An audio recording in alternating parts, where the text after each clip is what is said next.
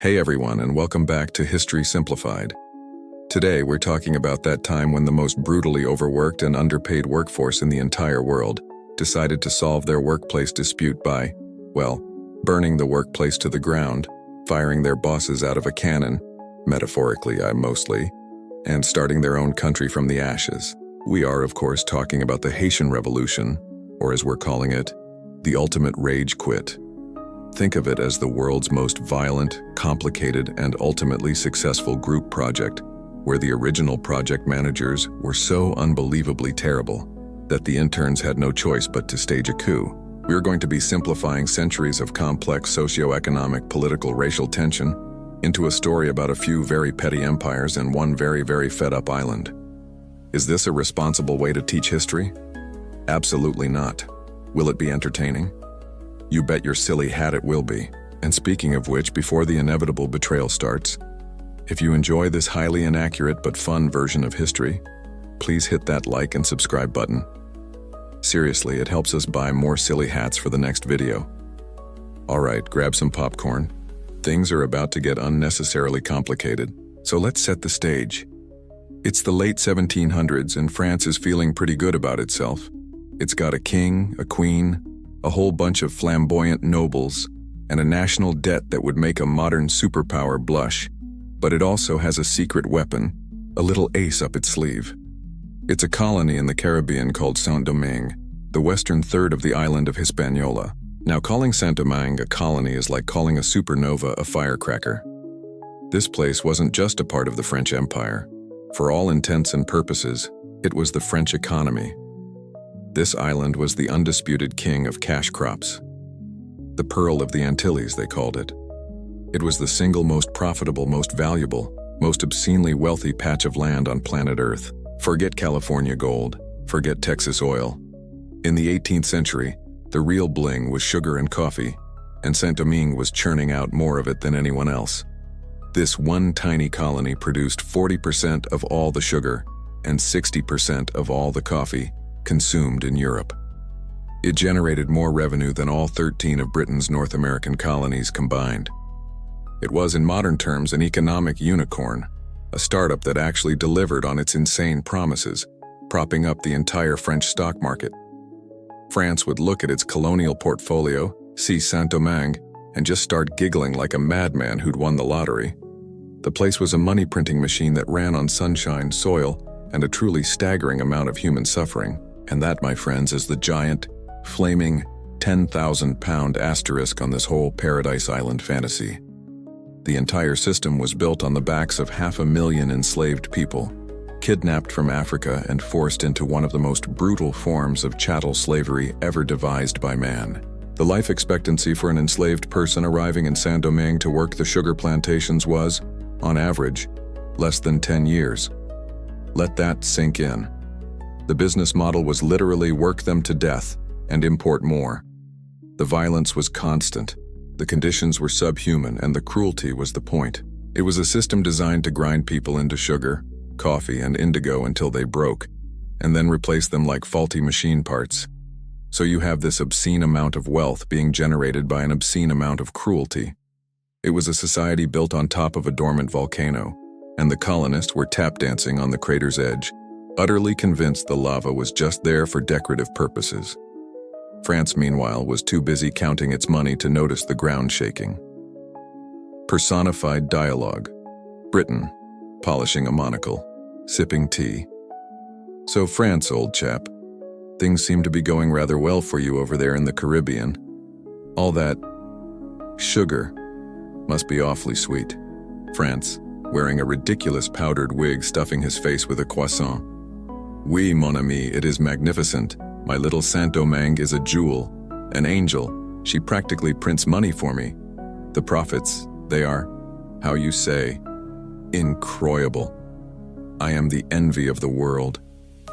Britain takes a slow, deliberate sip. Quite. And your, staffing model.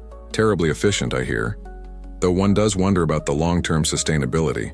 Doesn't that level of, shall we say, employee dissatisfaction ever worry you? France, waving a dismissive hand, spilling pastry flakes everywhere. Pah! Nonsense, they are perfectly managed. A firm hand is all that is required. They wouldn't know what to do without us. Now, if you'll excuse me, I need to go commission a new golden statue of myself funded entirely by coffee beans. Toodle-oo.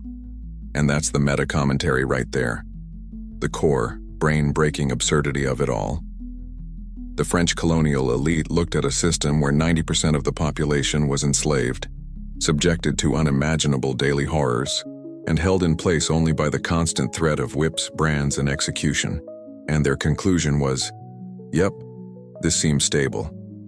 It's a level of willful ignorance that is almost impressive. It is like keeping a dozen starving tigers in your kitchen and being genuinely surprised when one of them finally eats your face. You built a society on a foundation of pure, concentrated human misery, and you expected it to last forever? Every franc that flowed back to Paris, every fancy dress worn at Versailles, every lump of sugar stirred into a European's tea was soaked in the blood and sweat of Saint-Domingue. The place wasn't a colony, it was a pressure cooker, and someone had just turned the heat all the way up. The lid was rattling. A strange whistling sound was coming from the valve, but France was too busy admiring the shiny pot to realize it was about to explode and take the whole kitchen with it. So if Saint-Domingue was a pressure cooker, what exactly was stewing inside? Oh, just the most absurdly toxic, self-destructive, and intricately layered social hierarchy you could possibly imagine. It was less of a society and more of a multi-car pileup on the highway of human decency. Forget a simple pyramid structure. This was a Jenga tower built during an earthquake by a committee of people who hated each other. At the very top, you had about 40,000 white colonists, but even they couldn't agree on who was best. They were split into two groups who despised one another with a passion usually reserved for sports rivalries and family holidays. First, you had the Grands Blancs, the big whites. These were your one-percenters, your plantation-owning, mansion-dwelling, whip-wielding aristocrats. They were the CEOs of the suffering industry. They dripped with wealth, owned vast tracts of land, and held all the top government and military posts. Ironically, they were starting to get really sick of France. They saw the mother country as a nagging, overbearing parent who kept imposing annoying trade restrictions, the exclusif, that forced them to sell their sugar only to France, cutting into their profit margins. They dreamed of more autonomy, maybe even independence, so they could trade with whomever they wanted and become even more ludicrously wealthy. They saw themselves as the kings of the island and viewed anyone else, including the French government, as an obstacle to their bottom line. Then you had the petits blancs, the little whites. These were the managers, artisans, shopkeepers, clerks, and overseers. They were white, yes, but they sure as hell weren't rich. They were the resentful middle management of this whole grotesque enterprise. They hated the Grands Blancs for their wealth and arrogance, seeing them as snooty elites who had forgotten what it meant to be a real Frenchman. But the people they reserved their purest, most venomous hatred for were the group just below them on the social ladder. Their entire identity, their one claim to status in this twisted world was their skin color, and they guarded that pathetic privilege with the ferocity of a cornered badger. They were, in essence, a giant, angry mob perpetually looking for someone to blame for their problems. Wedged uncomfortably between the whites and the enslaved was the third group, the gens de couleur libre, or the free people of color. This group of about 30,000 was perhaps the most socially complex. Many were the mixed-race children of white planters and enslaved African women, freed by their fathers. Over generations, they had built their own communities, acquired education, often in France, and become successful artisans, merchants, and even planters themselves. Some of them were incredibly wealthy. In fact, by the 1780s, free people of color owned about a third of all the plantation property and a quarter of all the enslaved people in Saint-Domingue. Let that rattle around in your brain for a second. This was not a simple story of black versus white.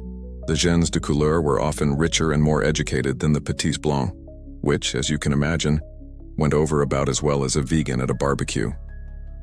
In response, the white colonists, driven by pure jealousy and racism, had created a whole series of humiliating, soul-crushing laws.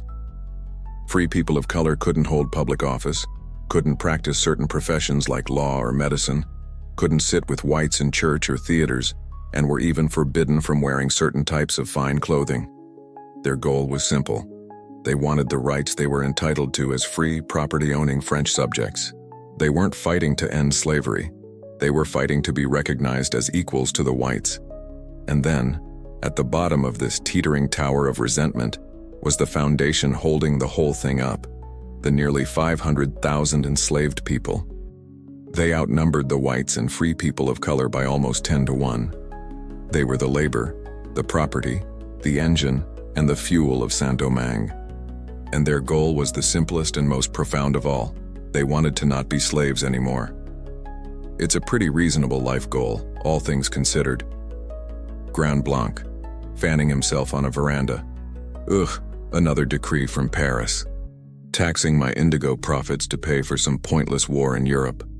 Does the king not realize that I am the one creating the wealth of this nation? We need more freedom from that bureaucracy. Petit Blanc, standing nearby, sweating in his wool coat, glaring at a passing carriage. Freedom? You want freedom? I'll tell you what we need. We need a law that says a man of color can't own a carriage fancier than mine. Did you see that? Jean-Pierre, the mulatto tailor, just drove by in a chaise pulled by 2 horses. 2. It's an outrage.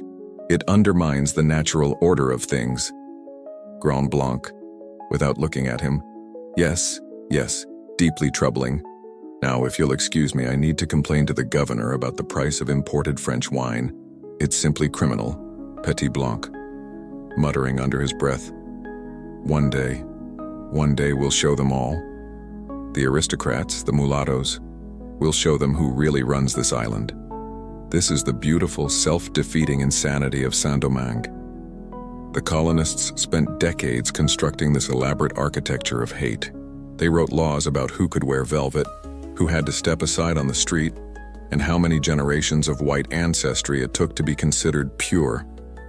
They invested all their energy into policing these imaginary internal borders, creating a system where everyone was legally and socially obligated to despise everyone else. The rich whites wanted to break from France. The poor whites wanted to suppress the free people of color.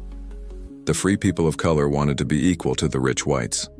And all of them, every single one of the free people on that island, based their entire social structure on the brutal subjugation of the 500,000 people they were standing on. They were so busy arguing about the seating arrangements in the dining room of the Titanic that none of them noticed the giant iceberg dead ahead. The sheer amount of wasted energy is staggering. They had created the perfect conditions for a social explosion, and were now meticulously lighting matches all over the house to see better in the dark. So our Jenga tower of hate is already wobbling. The pressure cooker is hissing and everyone is busy lighting matches. What could possibly make this situation more volatile? Oh, I know. How about a philosophical grenade thrown from 4,000 miles away by a bunch of angry lawyers in Paris? In 1789, while the colonists of Saint-Domingue were busy perfecting their system of institutionalized cruelty, France decided to have a little event of its own. You may have heard of it. It's called the French Revolution. The Bastille was stormed, heads started rolling, and the entire political structure of the most powerful nation in Europe was chucked into a wood chipper. And out of that wood chipper came a document, the Declaration of the Rights of Man and of the Citizen. It was a beautiful, radical piece of work, full of soaring rhetoric. And it contained one sentence that would prove to be the most powerful and the most destructive phrase of the 18th century. Men are born and remain free and equal in rights. Now, when the powdered wig intellectuals in Paris wrote that, they were thinking about French peasants versus French dukes. They were thinking about abolishing feudalism and divine right. They were, it's safe to say, not thinking about a coffee plantation on a remote Caribbean island. But you can't unring a bell, and you certainly can't undeclare a right. When the ships carrying this explosive news finally arrived in Saint-Domingue, it was like someone had screamed "free pizza" in a crowded stadium. Everyone heard the message, but everyone interpreted it in the way that best suited them. The entire colony read the same sentence and came to 4 completely different and mutually exclusive conclusions. The Grands Blancs read, "Men are born and remain free," and immediately thought, perfect. Free from the king's ridiculous trade laws, free to govern ourselves. This whole revolution thing is great. They formed their own little colonial assemblies, started waving revolutionary flags, and promptly began writing letters to Paris explaining that, as free Frenchmen, they should have the right to ignore Paris. The unequal in rights part they just sort of mumbled over, assuming it didn't apply to anyone who wasn't a rich land-owning white guy. The Petits Blancs latched onto the equal in rights part with manic glee. "Equality!" they shrieked. "Finally! We are equal to those arrogant plantation-owning snobs, the Grands Blancs. No more special privileges for the rich. Every white man is a true citizen of France." They embraced the most radical, violent elements of the revolution, forming their own little mobs and patriot clubs. For them, fraternity meant all white men uniting to preserve their racial supremacy. In their minds, the Declaration was a weapon to be used against the aristocrats above them and the free people of color beside them. The gens de couleur libre read the Declaration, and you can imagine their reaction. They were educated, they were property owners, they were free, they were men. The document was crystal clear. Men are born and remain free and equal in rights. It didn't say white men. It just said men. This was it. This was the legal and moral justification they had been waiting for. They started organizing, sending delegations to France, and politely but firmly demanding that the French government honor its own founding document. They argued with infuriating logic that they were French citizens and deserved the exact same rights as the white colonists. They weren't trying to burn the system down, they were just trying to get a seat at the table they had been promised. And then there were the enslaved people. They couldn't read the document, but they could hear the words: liberty, equality. These words drifted from the port cities to the plantations, whispered from one person to another. And while the free people were arguing about voting rights and tax laws and who could wear a sword in public, the enslaved population was thinking about a much more fundamental kind of liberty. The French Revolution didn't start the desire for freedom in them. That was already there, burning like a coal in the heart of every single person in bondage. But the revolution gave it a name. It gave it a language. And it showed them that the world they had been told was permanent and unchangeable could, in fact, be completely overturned. It proved that the masters, the kings, the entire system of power could be broken. Personified dialogue. Revolutionary France, kicking down the door, wearing a tricolor sash and a wild look in its eyes. "I have seen the truth. All men are free and equal. Liberty, equality, fraternity. I am giving it to everyone. Are you not entertained?" Saint-Domingue blinked slowly, utterly bewildered. "Okay, so that's a lot. Let me just get this straight.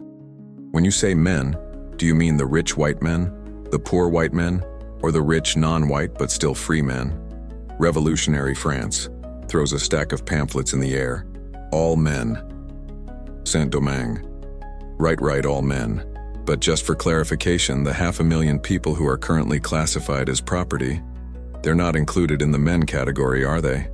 Because that would change things considerably. Revolutionary France stares blankly for a second, then shrugs. "I don't know. I'm new to this.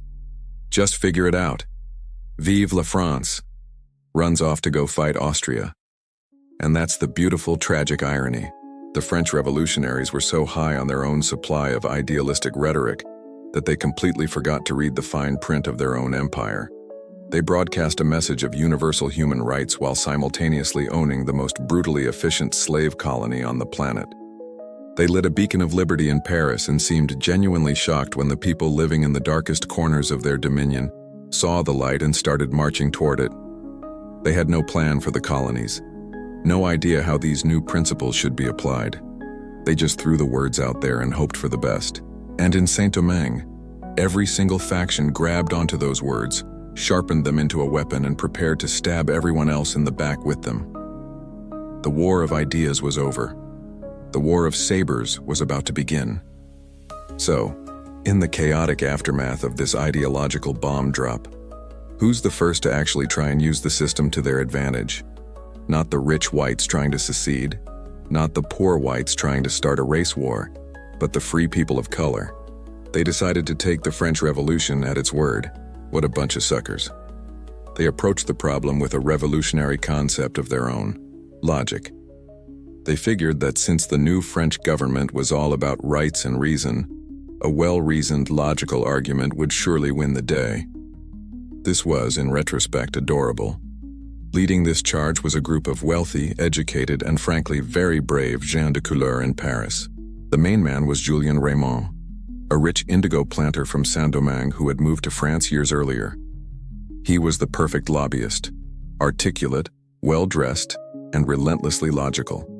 He was joined by a coalition of others, including the more impulsive and fiery Vincent Auger. Together, they formed a little group and began systematically petitioning every level of the new French government. Their argument was so simple, so clean, you could perform surgery on it. It went something like this. Esteemed members of the National Assembly, hello.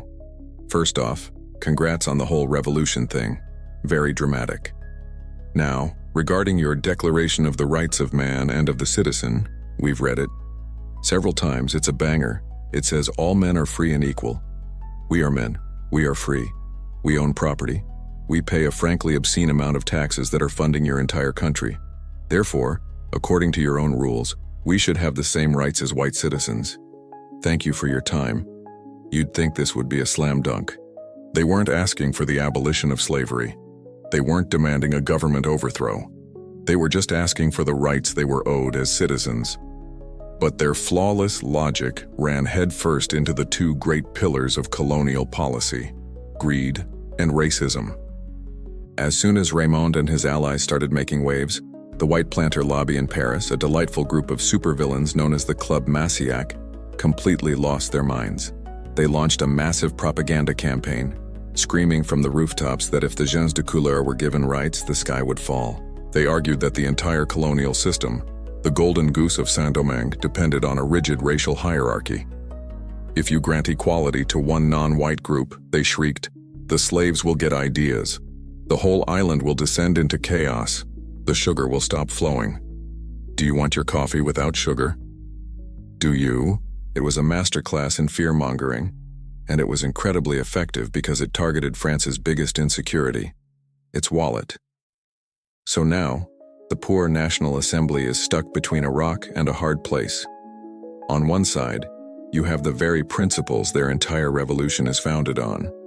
On the other, you have a group of very rich, very loud men warning of total economic collapse. It was a battle between France's soul and its bank account, and the bank account was putting up a surprisingly good fight. The debate raged for months. The Abolitionist Society, the Amis des Noirs, Friends of the Blacks, supported Raymond, but even they had to tread carefully, focusing only on rights for free men and avoiding the much more explosive issue of slavery itself. France, the idealistic revolutionary, was discovering the joys of governing, which mostly involves realizing all your beautiful ideals are really, really inconvenient in practice. Julien Raymond, addressing the National Assembly calmly. Gentlemen, the equation is simple. Property plus taxes plus citizenship should equal rights. Your own declaration confirms this. We ask only for what is just and logical. A panicked member of the Club Massiac bursts into the chamber, sweating profusely, carrying charts with downward trending arrows. Don't listen to him. He speaks with a forked tongue dipped in logic. If you give them the vote, the entire sugar market will implode. Implode! My God, there will be chaos. The Petits Blancs will riot. The slaves will stop working and demand wages. He shudders in horror. A confused Jacobin deputy. But the declaration says, Club Massiac member, the declaration is a metaphor. It's an inspirational poster. It's not meant to be applied to people who would make our balance sheets look bad. Think of the economy. Think of the coffee. Julien Raymond sighs, pinches the bridge of his nose. I am also a plantation owner. My coffee is excellent. This is about civic dignity, not agricultural output. Club Massiac member. It's always about agricultural output. Begins weeping uncontrollably into a pile of sugar receipts. And here we see the fatal flaw in the gens de couleur's plan. They were trying to have a rational debate with a system that had long since abandoned rationality. They were appealing to a sense of justice and philosophical consistency in a government that was being blackmailed by the colonial equivalent of the fossil fuel lobby. Logic doesn't work on people who have a vested financial interest in ignoring it. So what did France do? It did what all flustered, internally conflicted governments do. It waffled. It formed a committee to study the issue. It passed vague, ambiguous decrees that nobody could understand. It kicked the can down the road so hard it nearly put it into orbit. They basically told Raymond and his allies, "Great points, really makes you think. We'll get back to yous eventually. Don't call us, we'll call you." This spectacular display of political cowardice and inaction sent a very clear message back to Saint-Domingue. Paris is not going to help you. The rules of logic and reason do not apply here. If you want your rights, you're going to have to find another way to get them. And one man in particular, Vincent Auger, was listening very, very closely. So Paris has officially replied to the polite, logical request for basic human rights with a giant, bureaucratic shrug. The message is clear. We're not going to help you. For Julien Raymond, the lobbyist, this meant it was time for more lobbying. For Vincent Auger, the man of action, this meant that lobbying was officially dead. He was done asking nicely. He was done with logic. He had come to the conclusion that if the French government wouldn't listen to reason, perhaps they'd listen to the sound of muskets. And so, Vincent Auger cooked up a plan that was as bold as it was tragically, fatally flawed. Auger secretly slipped out of France, made a quick stop in Britain to pick up some guns and funding. Ironically, from British abolitionists who probably thought he was fighting to free the slaves, which he absolutely was not, and sailed for Saint-Domingue. He landed near Le Cap in October 1790 with a clear, specific, and disastrously narrow goal. He was not there to start a revolution. He was not there to free the enslaved. He was there to stage what he considered an armed protest. His plan was to raise a small army of his fellow freemen of color march on the provincial capital and force the colonial governor to enforce a recent, incredibly vague decree from Paris that might have granted them rights. It was the 18th century equivalent of showing up to an HR meeting with a bazooka to make sure they've read your email. His plan immediately ran into a series of catastrophic problems. The first was his refusal to build a broader coalition. As he and his brother gathered their forces, numbering a few hundred, enslaved people from nearby plantations started flocking to his banner, seeing a chance to fight for their own freedom. This was his moment. This was his chance to unite the oppressed and create an unstoppable force. And what did Auger do? He told them to go home.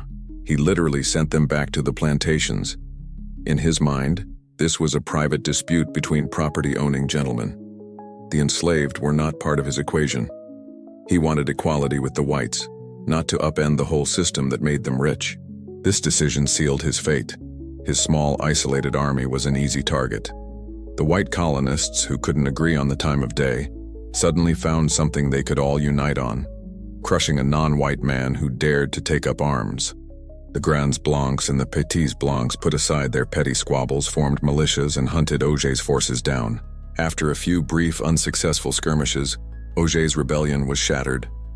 He and his main lieutenant, Jean-Baptiste Chavannes, fled across the border into the Spanish part of the island, Santo Domingo, hoping for asylum.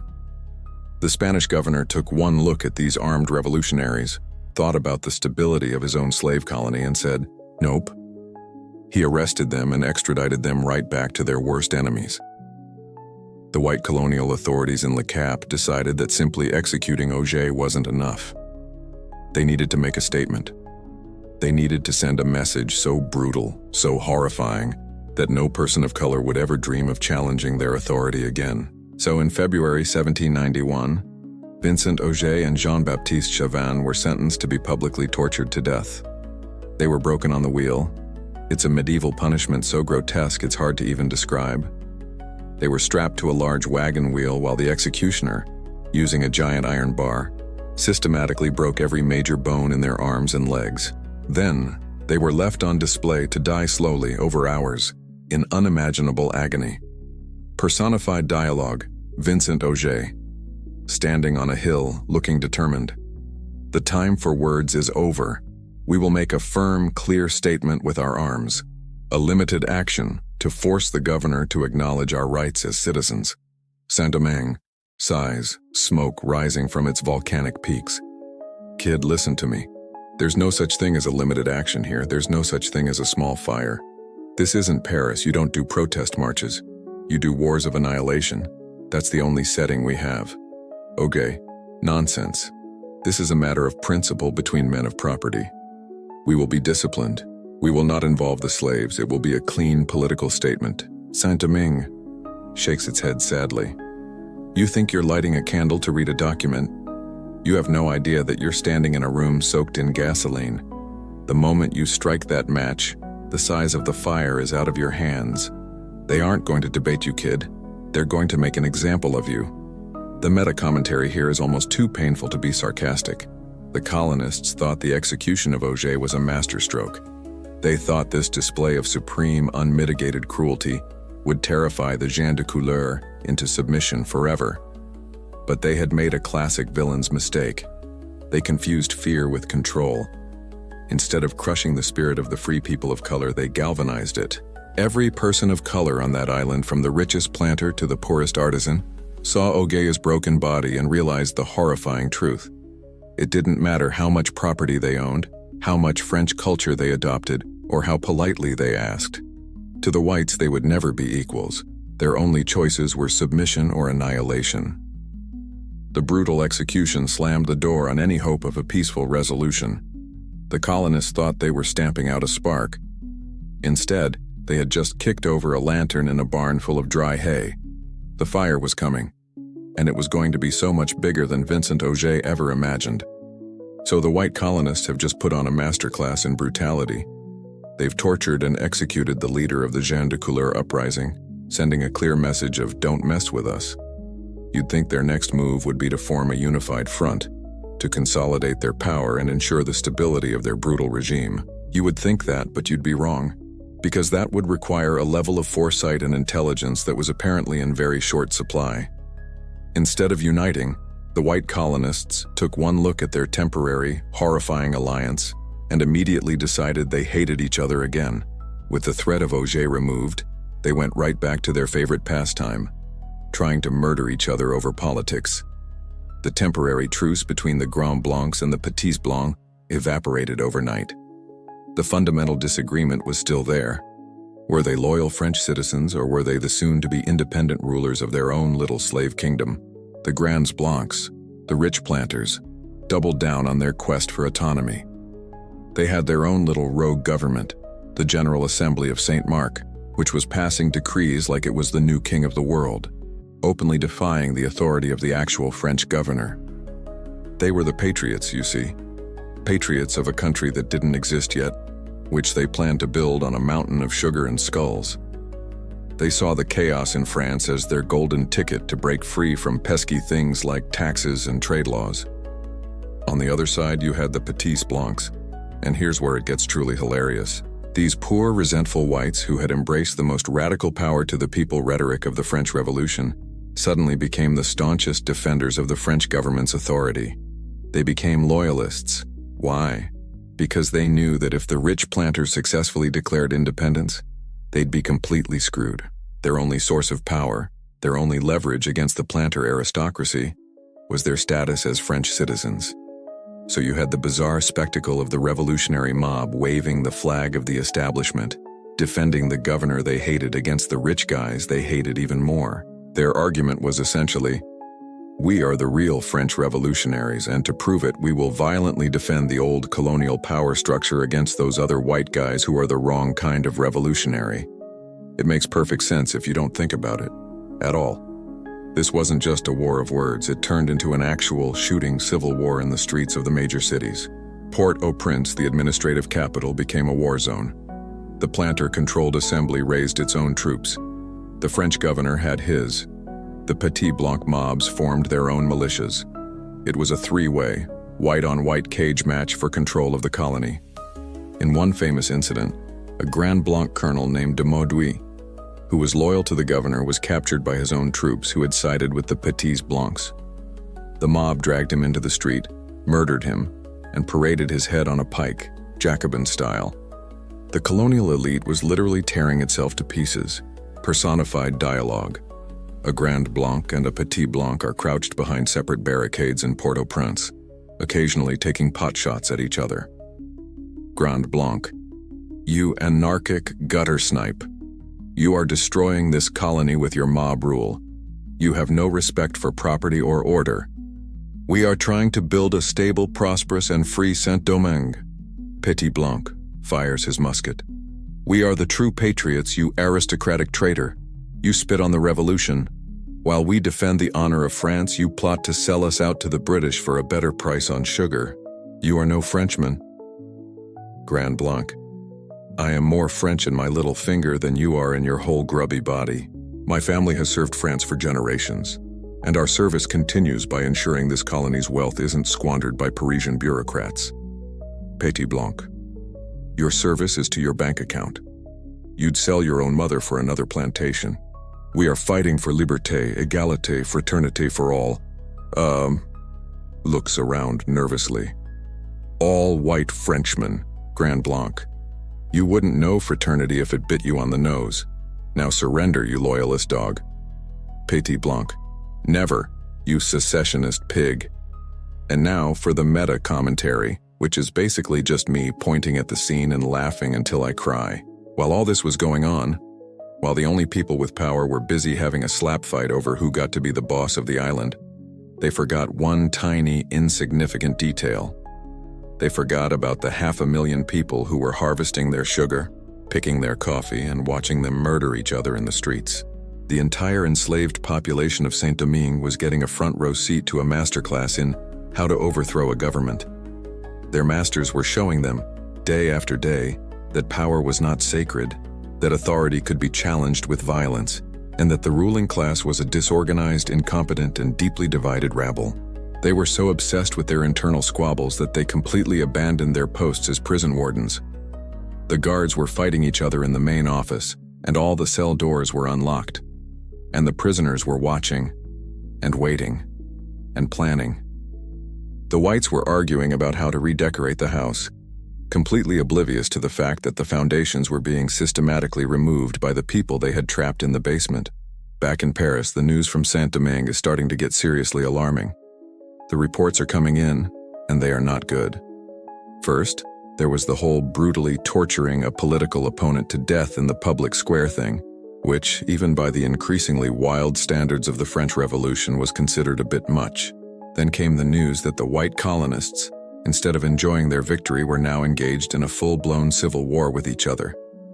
France, in the midst of its own identity crisis, looked at its prized colony and realized the whole thing was about to fly apart. The National Assembly, which had been so good at kicking the can down the road, realized the can was now on fire and rolling back towards them. They had to do something. So, after another round of furious debate, with the planter lobby screaming about economic ruin and the abolitionists screaming about basic human decency, the Assembly finally came up with a solution, and it was, without a doubt, one of the most pathetic, wrong-headed, and exquisitely counterproductive compromises in the history of bad ideas. On May 15, 1791, they passed a decree. This decree granted full, active citizenship, the right to vote and hold office, to a subset of the free people of color. Which subset, you ask? All of them? That would be logical, but far too simple. No, they granted these rights specifically and only to men of color born of a free father and a free mother. Let's just take a moment to appreciate the bureaucratic genius of this. This wasn't a solution, it was a loophole with a preamble. Out of the 30,000 or so gens de couleur libres on the island, how many do you think qualified under this ridiculous two-generation free requirement? A few hundred, maybe 400, at most. It was a gesture so small, so meaningless in practice, that it was fundamentally an insult. To the 98% of the free people of color who were left out, the message from Paris was crystal clear. We agree in principle that people like you deserve rights, but you specifically are not good enough to have them. It was like a fire department showing up to a burning skyscraper with a single bucket of water, throwing it on a window box, and declaring the problem solved. It didn't just fail to satisfy the gens de couleur, It actively radicalized them, proving once and for all that the French government was not a credible or honest broker. But what about the white colonists? Surely they'd be fine with this tiny, almost meaningless concession, right? Oh, you sweet summer child. No. They completely and utterly lost their minds. To them, the number of people who qualified was irrelevant. The principle was everything. The French government had, for the first time, breached the wall of white supremacy. They had dared to legislate racial equality, even on a microscopic scale. The news of the May 15th decree hit Saint-Domingue like a hurricane. The Grands Blancs and the Petits Blancs, who had been happily shooting at each other just moments before, immediately stopped, looked at each other, and realized they had a common enemy again: France. Their reaction was instantaneous and apoplectic. They swore oaths to die before accepting the decree. The secessionist talk that had been bubbling among the Grands Blancs suddenly became the mainstream opinion. They started wearing special emblems, red pom-poms of all things, to signal their defiance. They threatened to burn their own plantations to the ground rather than see a single person of color vote. They talked about renouncing France and begging their mortal enemy, Great Britain, to come and take over the island. The decree that was supposed to quiet things down had instead united both white factions in a shared, incandescent rage directed squarely at the mother country. Personified dialogue. Revolutionary France strides in proudly. Okay, everyone, calm down. I have fixed it. I have produced a legislative masterpiece of nuance and compromise. Saint-Domingue, covered in bruises from its own infighting. Oh joy, what have you done now? France, I have granted full citizenship to the men of color, provided, of course, that both their parents were also free. It's a start. It shows my commitment to equality while also being limited enough not to, upset the whole gestures vaguely money thing. Brilliant, no? Saint-Domingue stares in disbelief. So, let me get this straight. You looked at a house that was on fire, with two guys in the living room trying to stab each other, and a third guy in the kitchen demanding to be let out, and you decided the best course of action was to mail a birthday card to the third guy's distant cousin, while telling everyone else in the house that the card is a declaration of war. France. It's a very principled birthday card. Saint-Domingue. You idiot. You magnificent, idealistic idiot. You haven't pleased anyone. You've just become the one thing everyone in the house can agree on hating. Congratulations, you've achieved negative progress. This is the kind of political genius that you just have to stand back and admire.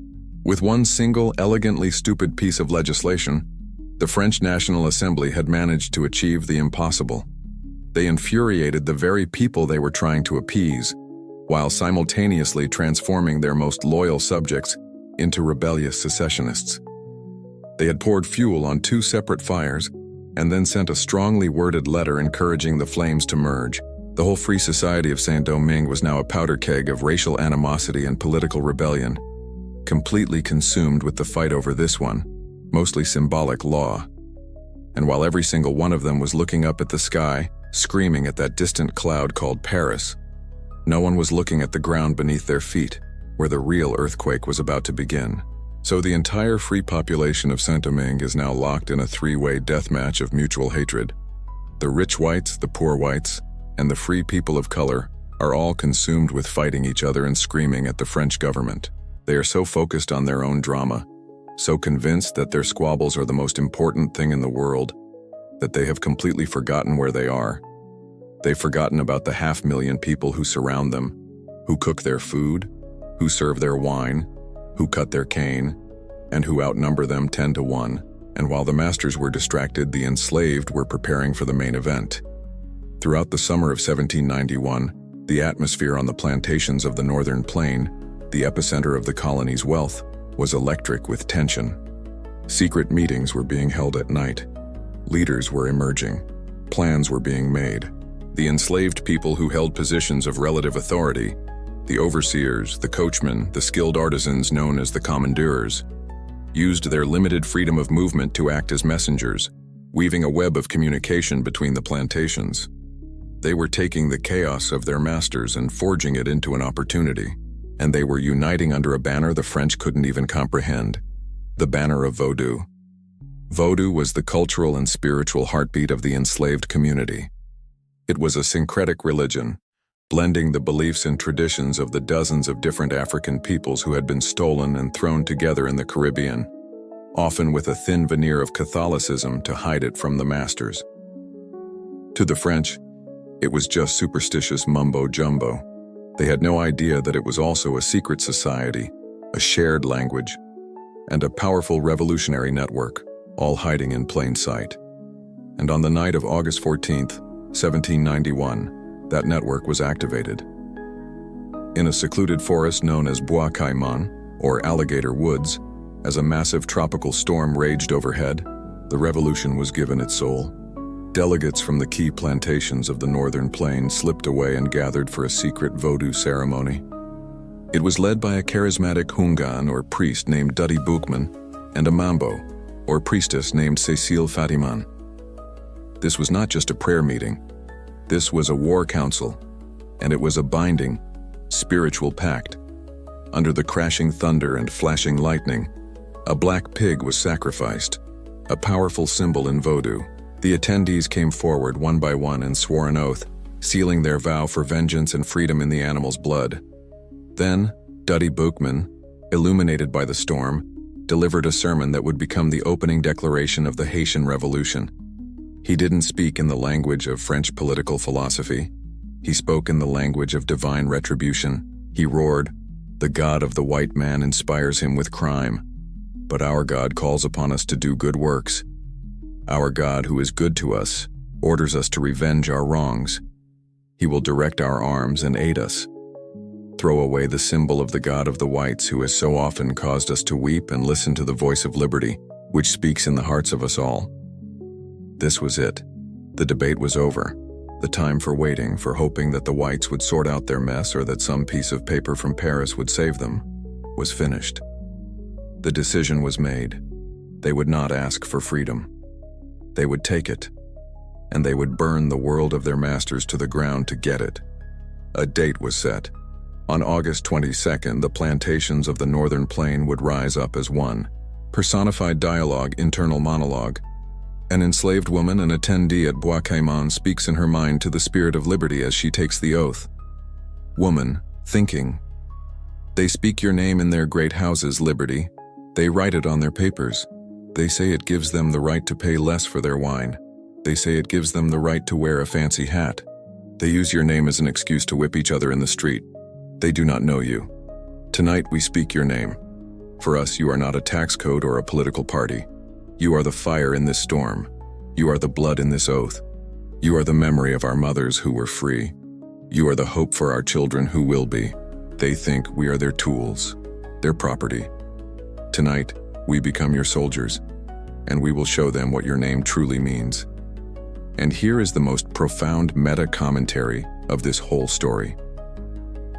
The white colonists, in their infinite arrogance, had spent a century trying to strip the enslaved people of their humanity. They took their names, their families, their languages, their freedom.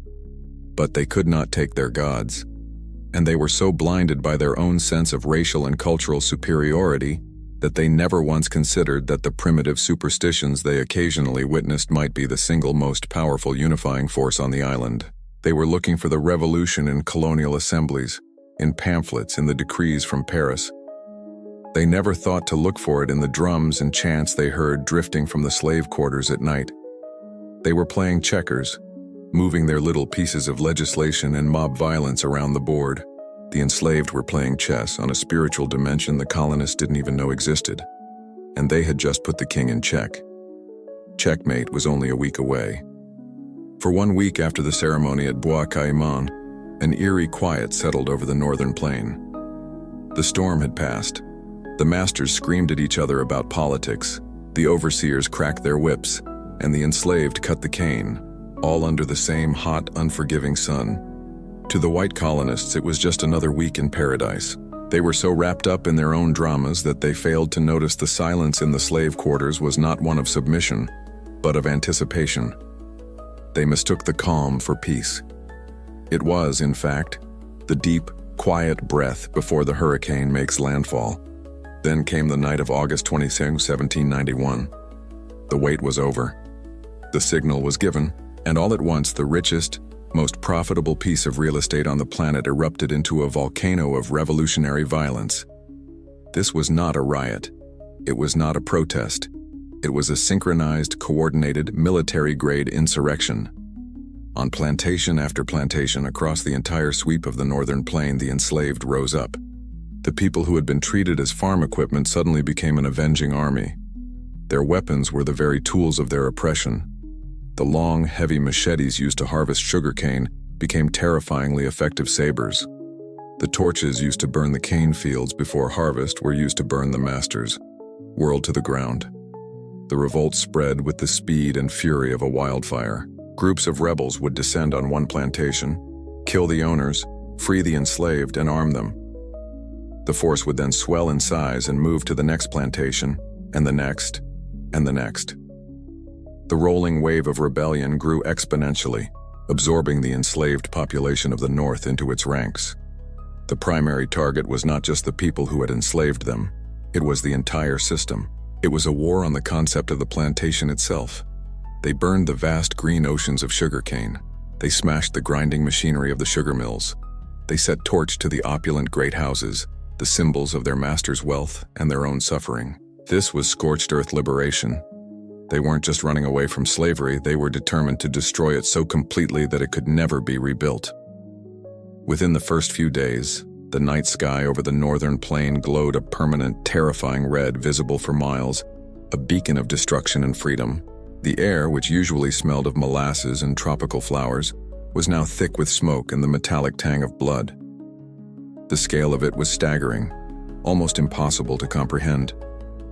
Personified dialogue, two grands blancs covered in soot peer over the walls of Le Cap at the fiery horizon. Planter 1. My God, Jean-Luc, the entire horizon is on fire. This has to be the work of those damned secessionists, or maybe the loyalist mobs have gone too far. This is what happens when whites fight whites. Planter 2, voice trembling. No, this isn't the Petits Blancs. I saw them, I saw their faces. They weren't shouting about Paris or the governor. They were shouting about freedom. They were our people. Planter 1. Don't be ridiculous. Our slaves are docile, content. This is an outside plot. The Spanish must be behind it. Or the British. It's the only explanation. A few hundred armed brigands are stirring up trouble. We'll ride out tomorrow and put this little riot down by lunchtime. Planter 2 shakes his head, eyes wide with horror. You don't understand. It wasn't a few hundred. It was thousands. It was everyone. The fields themselves have risen up against us. This isn't a riot, Jean-Luc. It's the end of the world. The meta-commentary writes itself. The French colonists were genuinely profoundly shocked by the violence of the uprising. They saw the burning fields and the slain masters and decried the savagery and barbarism of the rebels. But they failed to see the beautiful, horrifying symmetry of it all. The revolution was a perfect mirror. For 100 years, the colonial system had operated on the principle of absolute, terroristic violence. It used the whip, the brand, the chain, and the executioner's block to grind human beings into profit. And now, the people forged in that fire were using fire to claim their humanity. The masters had taught only one language, the language of brutality. They could hardly be surprised when their students finally became fluent. The enslaved people of Saint-Domingue didn't start the fire. They were merely born in it. Now they were using that fire to cleanse the world, and the Pearl of the Antilles, France's prized jewel, was being returned to the furnace. It takes weeks for news to cross the Atlantic in the 18th century. For all of September and most of October 1791, while the northern plain of Saint-Domingue was being systematically erased from the map, the politicians in Paris were still arguing about the May 15th decree. They were having heated debates about the rights of a few hundred free men of color, completely unaware that 100,000 enslaved people had just rendered that entire debate spectacularly irrelevant. Then, the first ships began to arrive. They were crammed with hysterical, soot-covered, and suddenly very poor white refugees. They brought with them letters and eyewitness accounts that sounded less like colonial dispatches and more like scenes from the Book of Revelation. The reaction in France was a beautiful, multi-stage explosion of disbelief, panic, and furious finger-pointing. At first, no one could believe the scale of it. The reports were so catastrophic. The entire northern plain destroyed, thousands dead, the colony in flames, that they had to be exaggerations. This was, after all, the jewel of the French Empire, the economic engine of the nation. It couldn't just stop existing. But as more ships arrived, each with a story more horrifying than the last, the truth sank in. France's money-printing machine was broken, on fire, and actively trying to kill its operators. Panic gave way to blame. The National Assembly turned into a circular firing squad. The pro-planter contingent, the Club Massiac, screamed that this was the fault of the abolitionists, the Amis des Noirs and their Bleeding Heart Society. "You see?" they shrieked. "We warned you. Your talk of rights and equality put ideas in their heads. This is what happens when you're nice to them. The blood is on your hands." In response, the reformers and abolitionists, led by men like Brissot, fired back that this was the inevitable result of the planters' own monstrous cruelty. "You built a society on torture and despair," they countered. "You treated human beings like animals for a century. Did you really think there would be no consequences? You lit the fire, now you are complaining about the smoke." While the politicians were busy trying to retroactively win the argument, the French economy was starting to have a seizure. The merchants in Bordeaux, the refiners in Nantes, the bankers in Paris, everyone whose fortune was tied to the colonial trade, was staring into a financial abyss. The government, already teetering on the edge of bankruptcy, realized its primary credit card had just been declined, cut into pieces and set on fire. They had to act. They had to do something decisive to restore order and get the sugar flowing again. So, what brilliant, decisive military or political strategy did they devise? They formed a committee, of course. Faced with the largest slave revolt in modern history, a full-blown race war and a looming economic catastrophe, the French government did what all befuddled bureaucracies do. They appointed 3 guys to go over there and politely ask everyone to calm down. They created the first civil commission. The men chosen for this impossible task were 3 provincial politicians and lawyers, Roume de Saint-Laurent, Frédéric de Mirbeck, and Edmond de Saint-Léger. These were not generals or master diplomats. They were the 18th century French equivalent of 3 mid-level managers being sent to a hostile merger with a PowerPoint presentation and a box of donuts. Their instructions were a masterpiece of vague, contradictory nonsense. Restore the authority of France, reconcile the warring factions, and enforce the laws of the National Assembly. Oh, and they were given almost no soldiers to actually accomplish any of this. Their main weapon was supposed to be the sheer, awe-inspiring majesty of their official titles. They were supposed to fix a war with paperwork, personified dialogue, the French National Assembly. A messenger bursts in, breathless. Messenger: "Sirs, terrible news from Saint-Domingue. The slaves have revolted, the northern plain is burning, the colonists are besieged in Le Cap, it's a catastrophe." Utter chaos erupts. Planter deputy: "I told you, it was the May 15th decree. And the abolitionist pamphlets. Treason." Jacobin deputy: "Nonsense, it was your own brutality. The people are casting off their chains. It is the revolution in its purest form." Confused centrist deputy: "Can't we all just get along? Perhaps if we send a letter? A very strongly worded letter?" President of the Assembly, banging a gavel: "Order, order, we must be rational. We cannot solve this with emotion, we need a plan." Silence falls. Someone in the back: "What if, and hear me out, we send 3 guys over there to, look into it?" President of the Assembly. A single tear of relief rolls down his cheek. Brilliant. A commission. It's perfect. It shows we're taking action, but it requires no difficult decisions right now. All in favor? Motion passed. France is saved. The meta-commentary here is on the sublime absurdity of a bureaucratic solution to a problem of pure, visceral violence. The situation in Saint-Domingue was a raging inferno of hatred, revenge, and fire. The rebels weren't interested in constitutional theory. The white colonists weren't in the mood for reconciliation. Everyone was communicating with cannons and machetes. And into this war zone, France dispatched 3 clueless bureaucrats armed with a briefcase full of laws that no one on the island agreed with anymore. It was like trying to stop a shark attack by reading the city's anti-biting ordinance. The commission wasn't a plan, it was a prayer.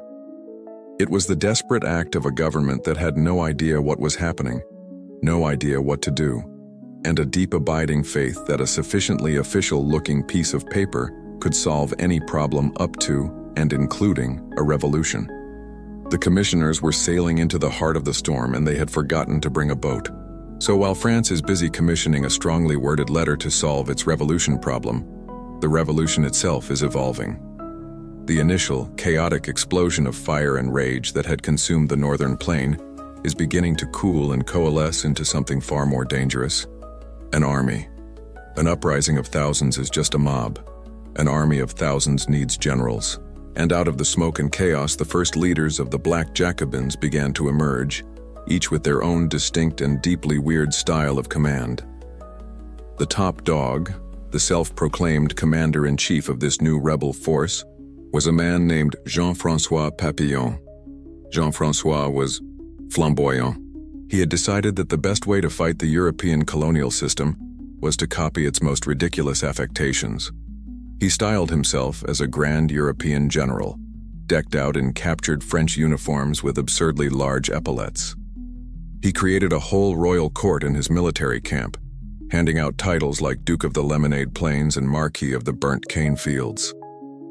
He insisted on pomp, ceremony, and all the trappings of the aristocratic world he was trying to destroy. It was a bizarre, brilliant piece of psychological warfare. He was claiming the symbols of power for himself, proving that a former slave could be just as grand and just as ridiculous as any French nobleman. His second-in-command and chief rival was Georges Biassou. If Jean-François was the pompous aristocrat, Biassou was the ruthless zealot. He was known for his iron discipline, his tactical ferocity, and his deep, unwavering faith in Vodou. His camp was constantly filled with Hongans and Mambos who would advise him on strategy and perform rituals to protect his troops. Biassou didn't need fancy titles. His authority came from a combination of raw terror and divine sanction. He was the spiritual heart of the rebellion, the man who reminded his soldiers that they were not just fighting for freedom, but for their gods as well. Together, Jean-François and Biassou commanded a sprawling, semi-organized force that controlled the entire countryside of the north, keeping the terrified French colonists bottled up in Le Cap. And then there was the third man, a man no one was really paying much attention to yet. He wasn't a grand general or a fire and brimstone priest. He was a quiet, 45-year-old former coachman named Toussaint Breda. Toussaint was different. He had been freed before the revolution, was literate, and had spent his life not in the cane fields, but in the orbit of the plantations' great house. He had read Caesar's commentaries, Enlightenment philosophy, and treatises on military strategy. He understood the European mind in a way Jean-François and Biassou didn't.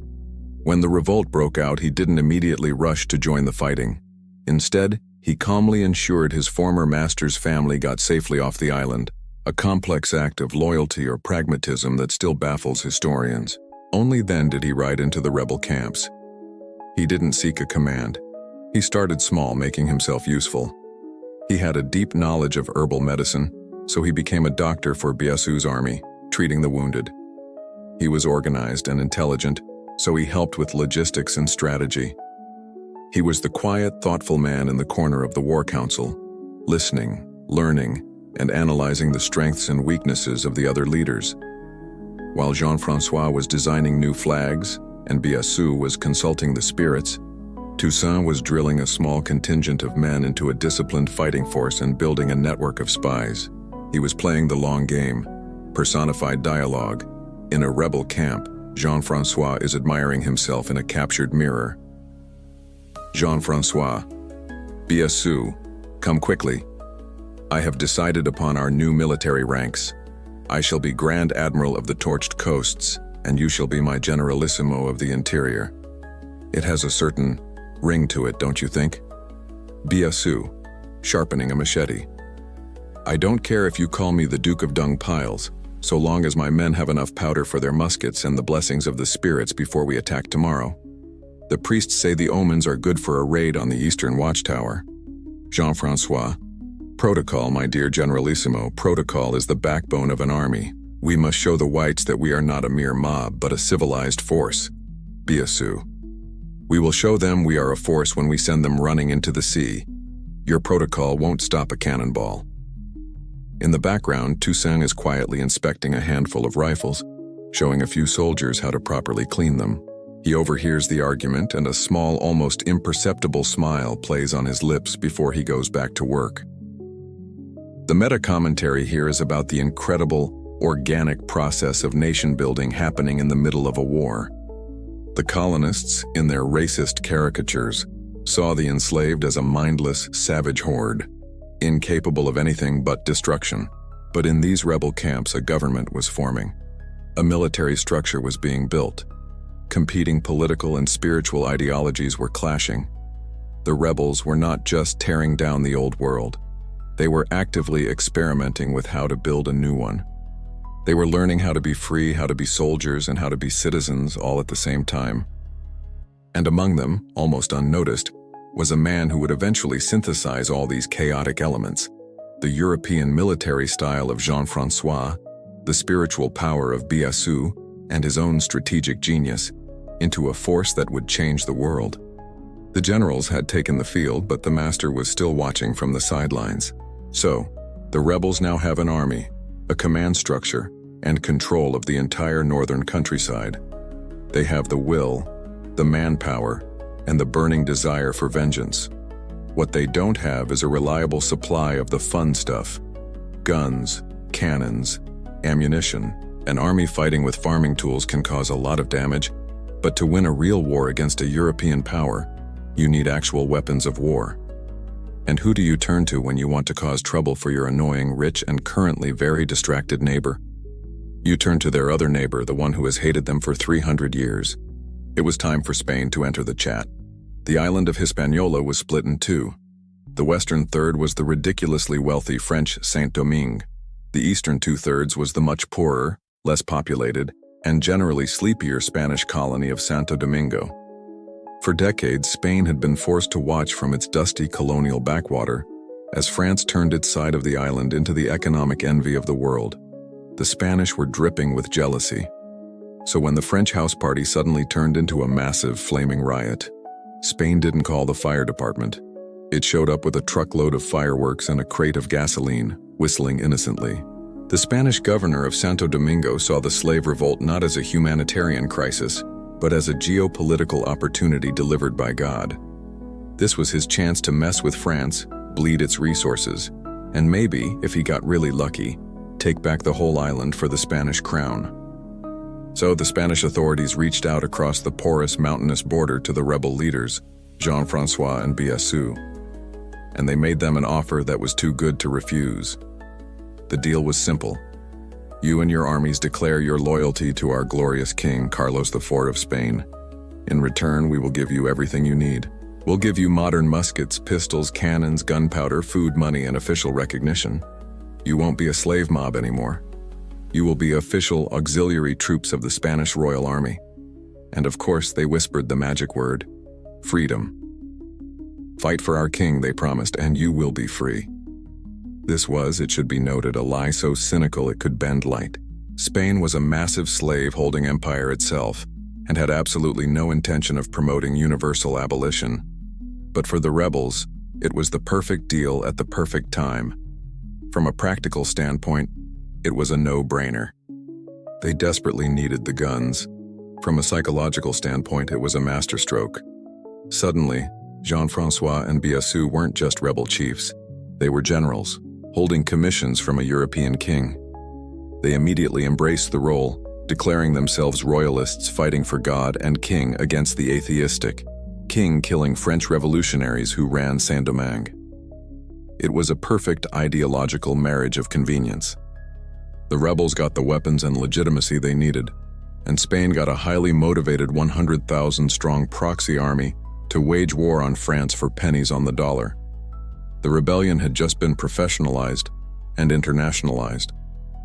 Personified dialogue France, coughing, covered in soot, trying to put out fires with a tiny bucket. "Hey, Spain, what are you doing?" Spain, leaning casually on the border fence, polishing a musket. "Oh, hello, France. Having a bit of trouble, are we? Looks like your, staff is rather unhappy. Terrible shame." France, "I can see you over there giving them guns. Those are my rebels you're arming, you're interfering." Spain gasps, feigning shock. "Me? Heavens no. These fine, upstanding, and deeply religious gentlemen simply came to me, expressing their profound and lifelong loyalty to my noble king. They despise your godless revolution, you see. Who am I to deny such devout royalists the tools to defend their faith?" France, "Their faith is in burning my plantations to the ground.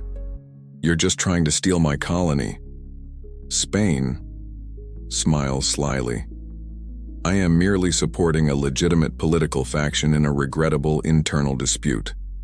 If your house happens to collapse and I happen to acquire the land in the resulting confusion, well, that would just be a happy coincidence, wouldn't it?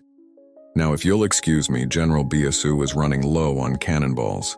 The meta-commentary here is a beautiful lesson in the glorious, shameless hypocrisy of 18th century geopolitics. You have Spain, an empire built on the foundation of Catholic piety and chattel slavery, cynically arming a voodoo-inspired army of former slaves to fight for their freedom. You have the rebels whose hearts burned with a pure desire for their own liberation, pledging allegiance to a foreign slave-owning king they'd never met. Everyone was using everyone. Ideology was just a flag you waved to justify what you were going to do anyway. The rebels weren't fighting for Spain, and Spain wasn't fighting for the rebels. They were just temporary allies in the great game of screwing over France. The fires in Saint-Domingue were now being fanned by winds from Madrid, and the conflict was about to get a whole lot deadlier. While the rebels are busy upgrading their arsenal courtesy of the Spanish, a ship is finally spotted on the horizon, heading for the besieged city of Le Cap. On board are Rhum, Mirbec, and Saint-Léger, the first civil commission, France's answer to everything. They arrive in late November 1791, full of revolutionary zeal and a touching faith in the power of bureaucracy, ready to pacify the colony with their very important-looking documents. What they found must have sent them into a state of catatonic shock. The Paris they had left was a city of political debate and patriotic fervor. The Saint-Domingue they arrived in was a literal hellscape. Le Cap was no longer a glittering colonial capital. It was a paranoid, overcrowded military fortress, packed to the gills with destitute, traumatized refugees. And just beyond the city's heavily armed walls, as far as the eye could see, lay a blackened, silent wasteland of ash and ruin that had once been the Northern Plain. This wasn't a riot. This wasn't a minor disturbance. This was a full-scale war, and the enemy controlled everything outside the city gates. The commissioners, who had been sent to mediate a dispute, realized they had just been dropped into the middle of Armageddon. Undaunted by the complete collapse of reality as they knew it, they set about their impossible task. Their first order of business was to try and get the free people to stop killing each other. They announced that the ridiculously divisive May 15th decree was effectively suspended, hoping this would placate the furious white colonists. In doing so, they managed to enrage the gens de couleur, who saw this as yet another in a long line of French betrayals. But the commissioners' magnum opus of cluelessness was yet to come. They decided they were going to negotiate with the rebel army. They actually managed to arrange a parley. The commissioners, in their crisp European suits, rode out from Le Cap into the rebel-controlled wasteland, under a flag of truce to a plantation that now served as a rebel headquarters. There they met Jean-François Papillon, the rebel commander.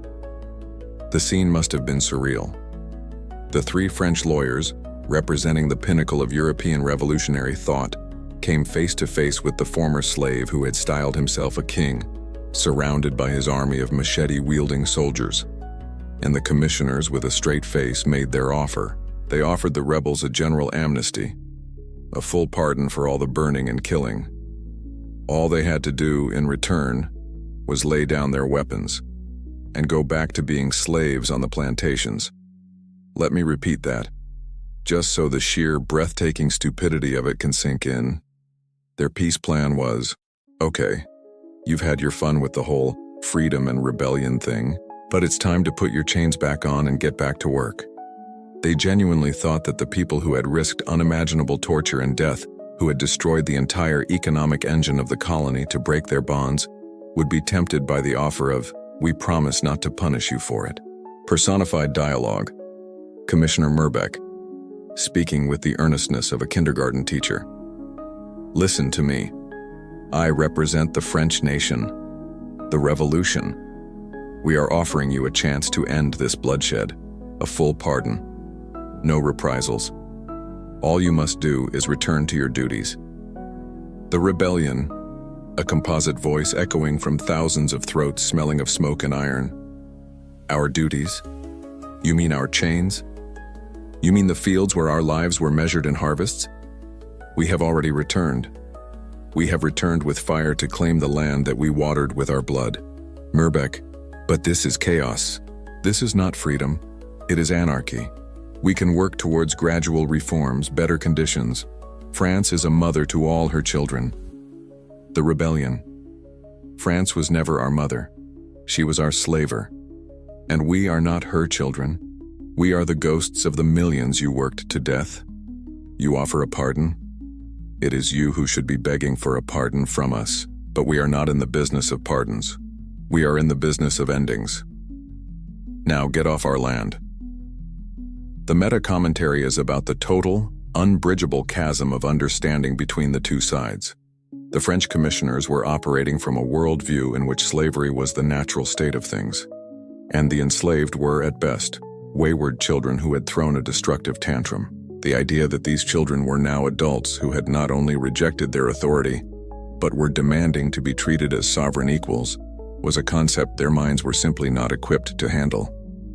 They heard the rebels' demands for freedom not as a legitimate political position, but as the ravings of madmen. The parley was a spectacular failure. Jean-François and the other leaders rejected the insulting offer out of hand. The commissioners rode back to Le Cap, utterly bewildered, having accomplished nothing except proving to the rebels that the French government was run by idiots who did not, and could not, grasp the reality of the situation. The war would continue, and the First Civil Commission's career as peacemakers was officially over.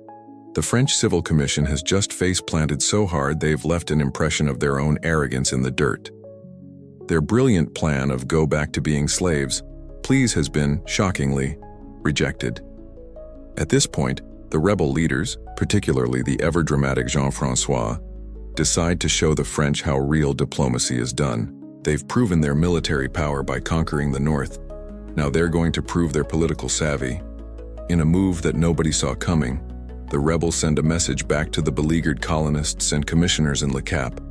They want to make a counteroffer. And this offer is one of the great tragic what-ifs of the Haitian Revolution. It is a moment where history could have veered off onto a completely different and far less bloody path.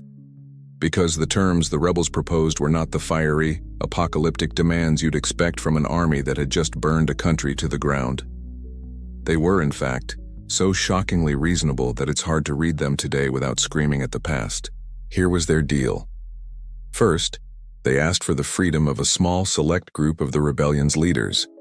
The number varied, but it was somewhere between 200 and 400 people. Just the top brass.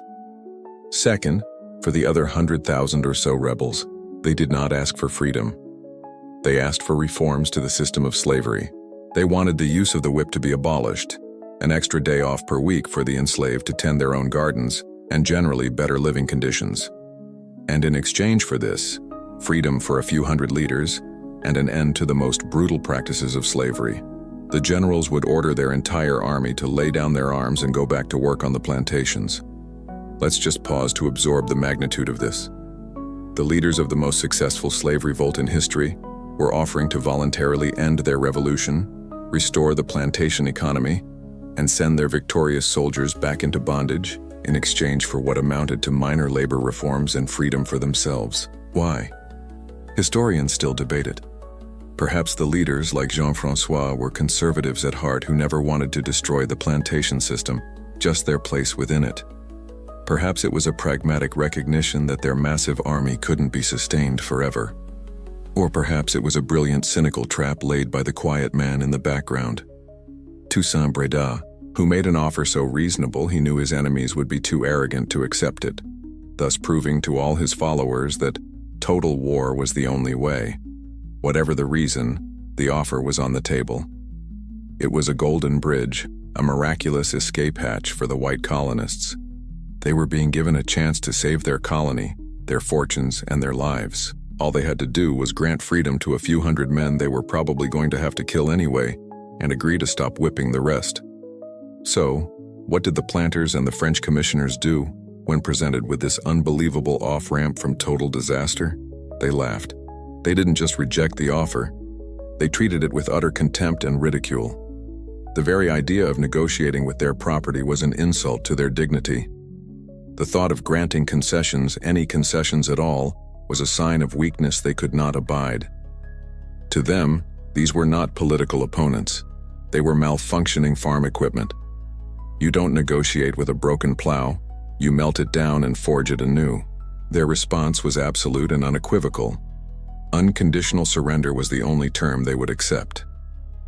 Personified dialogue. A rebel emissary stands before a council of white planters in Le Cap. Rebel emissary. Our generals offer peace. Freedom for the 200 main leaders of the army. For the rest, an end to the whip and a third day of rest. In return, the army disbands. The fields will be worked again. The planters stare in stunned silence for a second before one of them bursts into hysterical laughter. Planter 1. Did you hear that? They're making demands.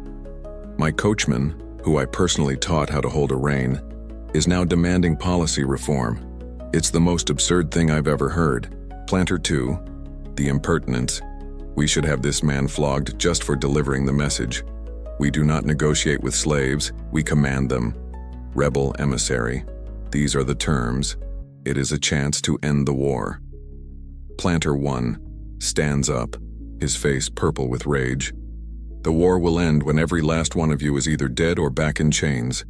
There will be no deals. There will be no reforms. There is only the master and the slave. That is the only law of this island, and we will burn it to the bedrock before we see that law changed. Now get out. This, right here, is the moment the door to a peaceful resolution was not just closed, but bricked over, demolished, and the ground salted. It was a blunder of world historical proportions, driven by nothing more than pure, unadulterated racist pride. The planters were so trapped by their own ideology of absolute supremacy that they could not see a lifeline when it was thrown to them. They preferred the risk of total annihilation to the dishonor of compromising with a black man. By rejecting this incredibly moderate offer, they radicalized the entire rebellion. They proved to every single person in the rebel army that the white masters would never change, would never compromise, and that coexistence was impossible. The planters thought they were showing strength. In reality, they had just signed their own death warrant and ensured that the war would now be fought to its only possible conclusion: the complete and utter extermination of either the master or the slave. The white planters have made their choice.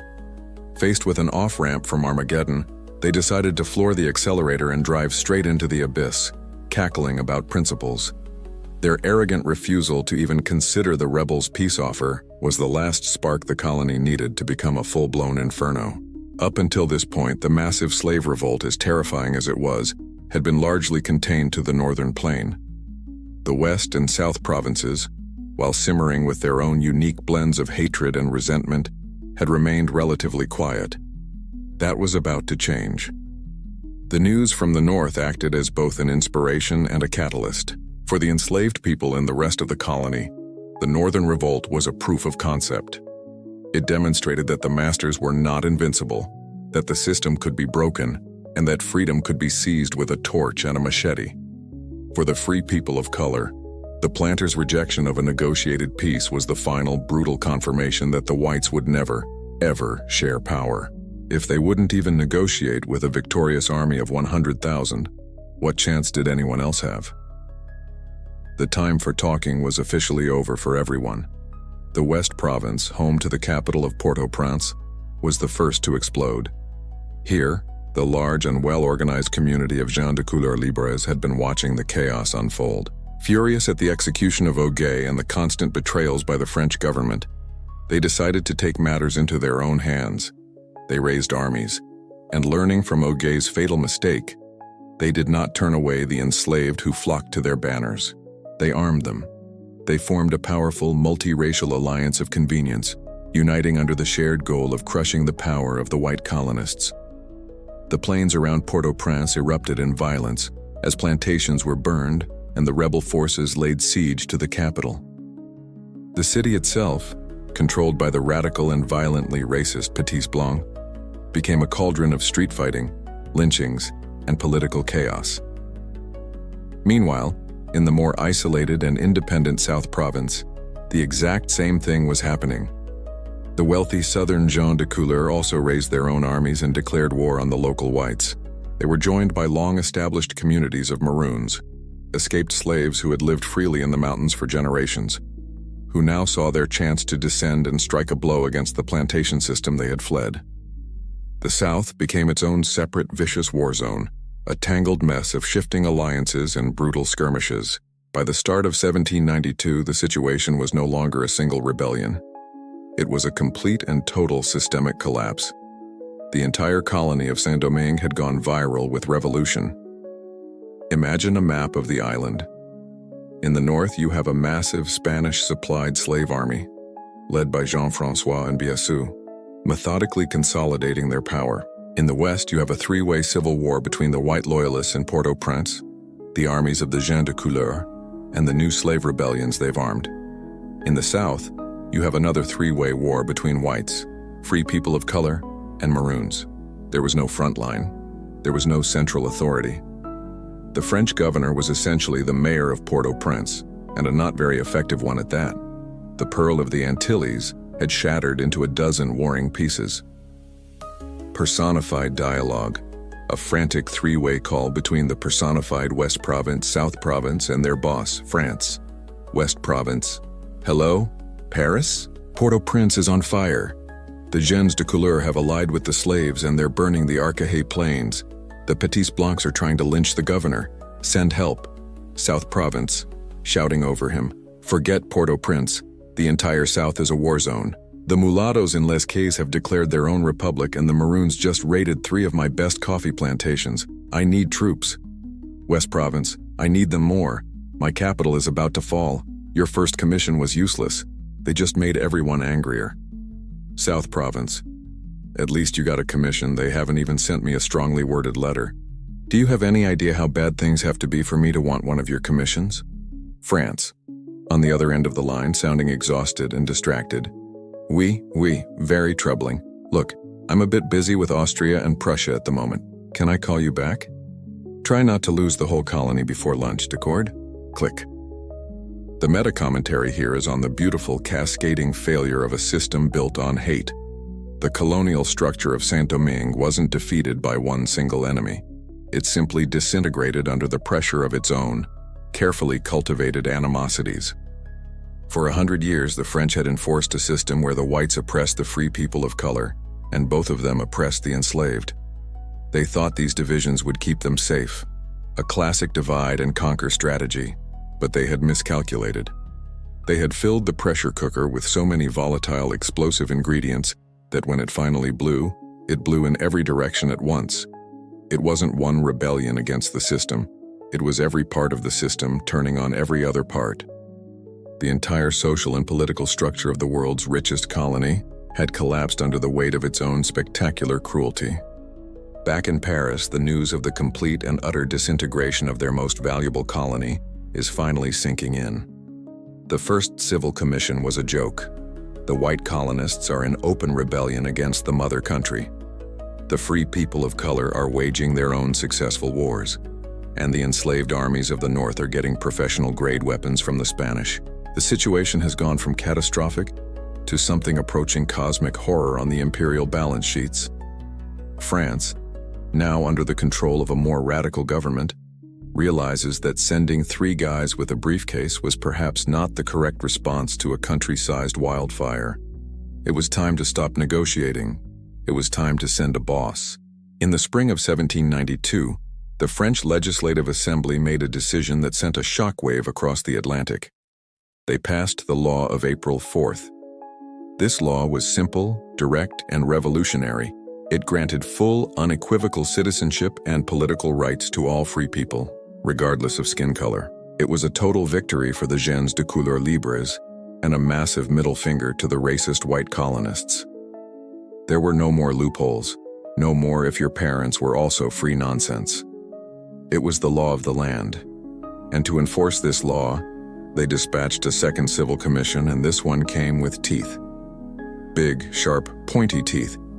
The commission was again a trio, but it had one undisputed star, a man who would fundamentally change the course of the revolution. Léger Félicité Sonthonax. Sonthonax was not like the dithering bureaucrats who came before him. He was a Jacobin, a true believer, a radical lawyer and a member of the abolitionist Amis des Noirs. He was arrogant, ruthless, and absolutely convinced of the righteousness of his own revolutionary fervor. He wasn't coming to Saint-Domingue to find a middle ground. He was coming as a proconsul of the French Republic, tasked with crushing its enemies and imposing its will. He saw the white planters not as fellow Frenchmen, but as greedy, degenerate aristocrats who were betraying the sacred ideals of the revolution. He was, in essence, a Robespierre for the tropics. And unlike the first commission, he wasn't coming alone. He arrived in September 1792 with a fleet carrying 6,000 French soldiers. He had been given near dictatorial powers by the Assembly in Paris. He could deport anyone he deemed an enemy of the Republic. He could suspend any official. He could reorganize the entire colonial administration. He was, for all intents and purposes, the new king of the island, and his only goal was to save it for Republican France. His strategy was as radical as the man himself. He looked at the absolute mess of the colony and made a simple calculation. The white colonists, both the rich Grands Blancs and the poor Petits Blancs, were treasonous and could not be trusted. The enslaved rebels were an enemy force, armed by Spain. Who did that leave? The free people of color. Sonthonax decided that he would build a new foundation for French authority in Saint-Domingue. He would ruthlessly enforce the law of April 4th, elevating the gens de couleur to their rightful place as equal citizens. In return, he expected them to become the loyal, patriotic base of the Republican regime, a loyal militia that would help him crush the rebellious whites and eventually force the enslaved armies back into submission. At this stage, Sonthonax was not an abolitionist in practice, he was a pragmatist. He wanted to reform the colonial system, not destroy it. Personified dialogue, Old France, First Commission, wringing its hands. Oh dear, everyone is so angry. Perhaps if we form a subcommittee to study the possibility of a compromise and issue a vaguely worded statement of mutual respect. The door is kicked in. Sonthonax, personifying the new radical republic, strides in, wearing a tricolor sash and carrying a portable guillotine. Sonthonax, the time for study is over. The time for compromise is treason. Your subcommittee is dissolved. Old France.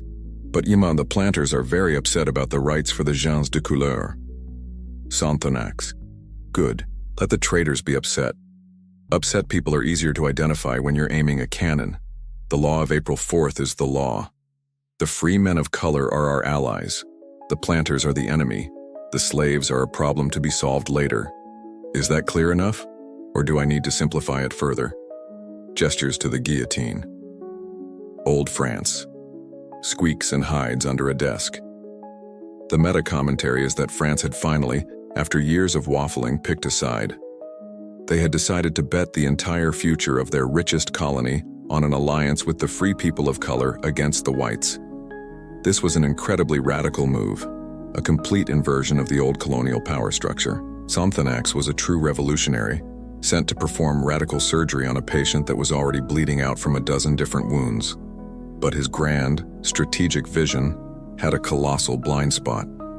His entire plan rested on the assumption that the 500,000 enslaved people who were currently waging a successful war for their own freedom would be content to go back to the plantations, even a reformed whip-less version of them.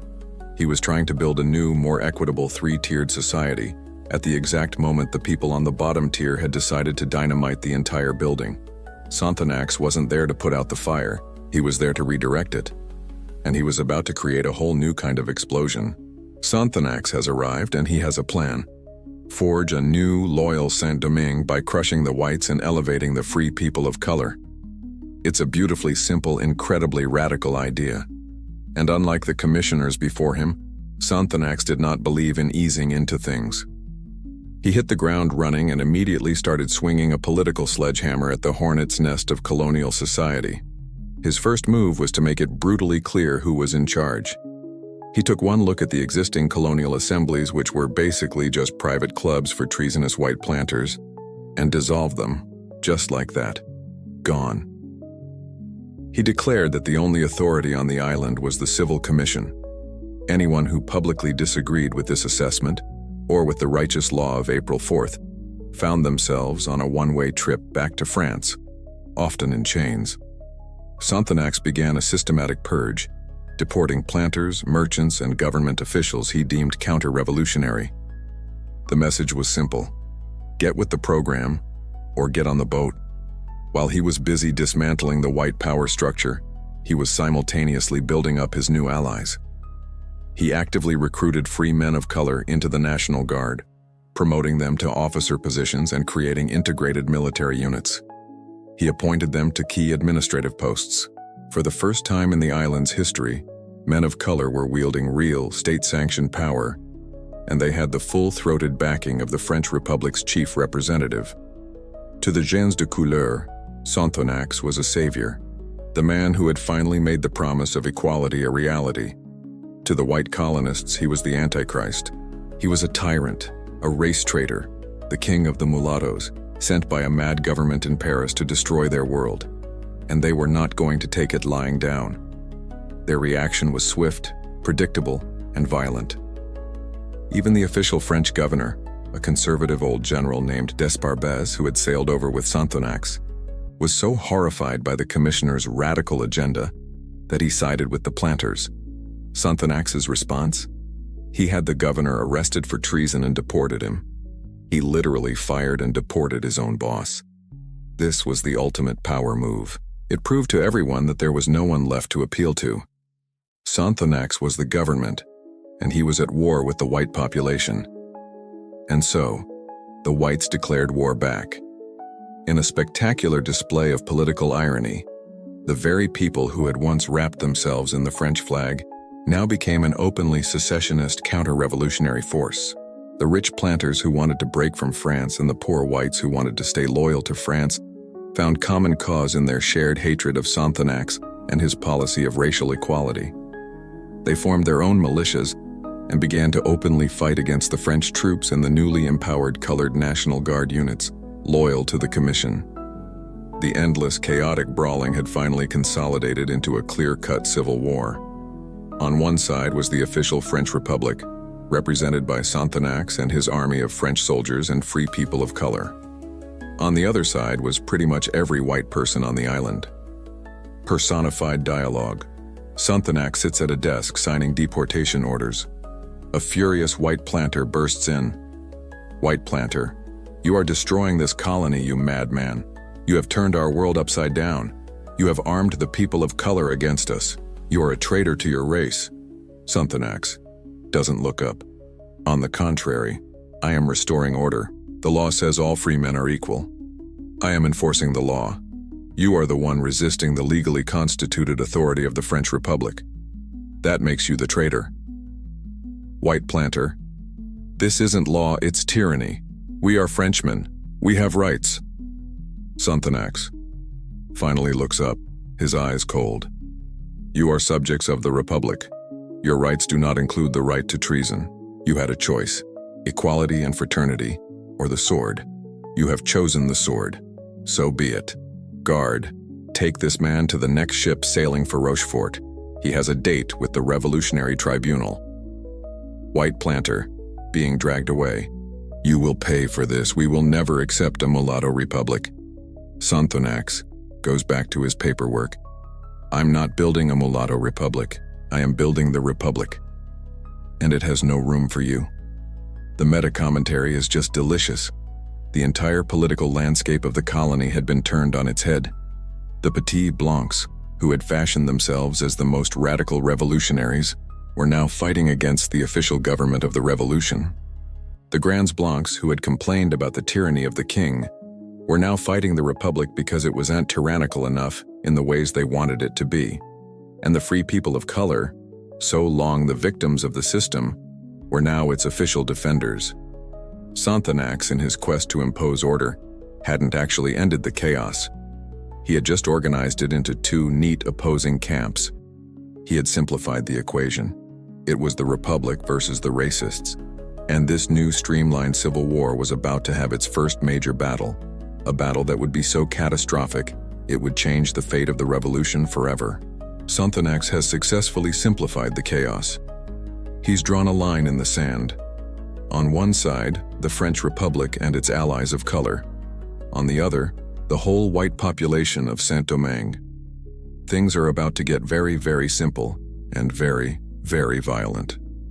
The flashpoint for this new streamlined civil war was, fittingly, the colonial capital itself, Le Cap Français.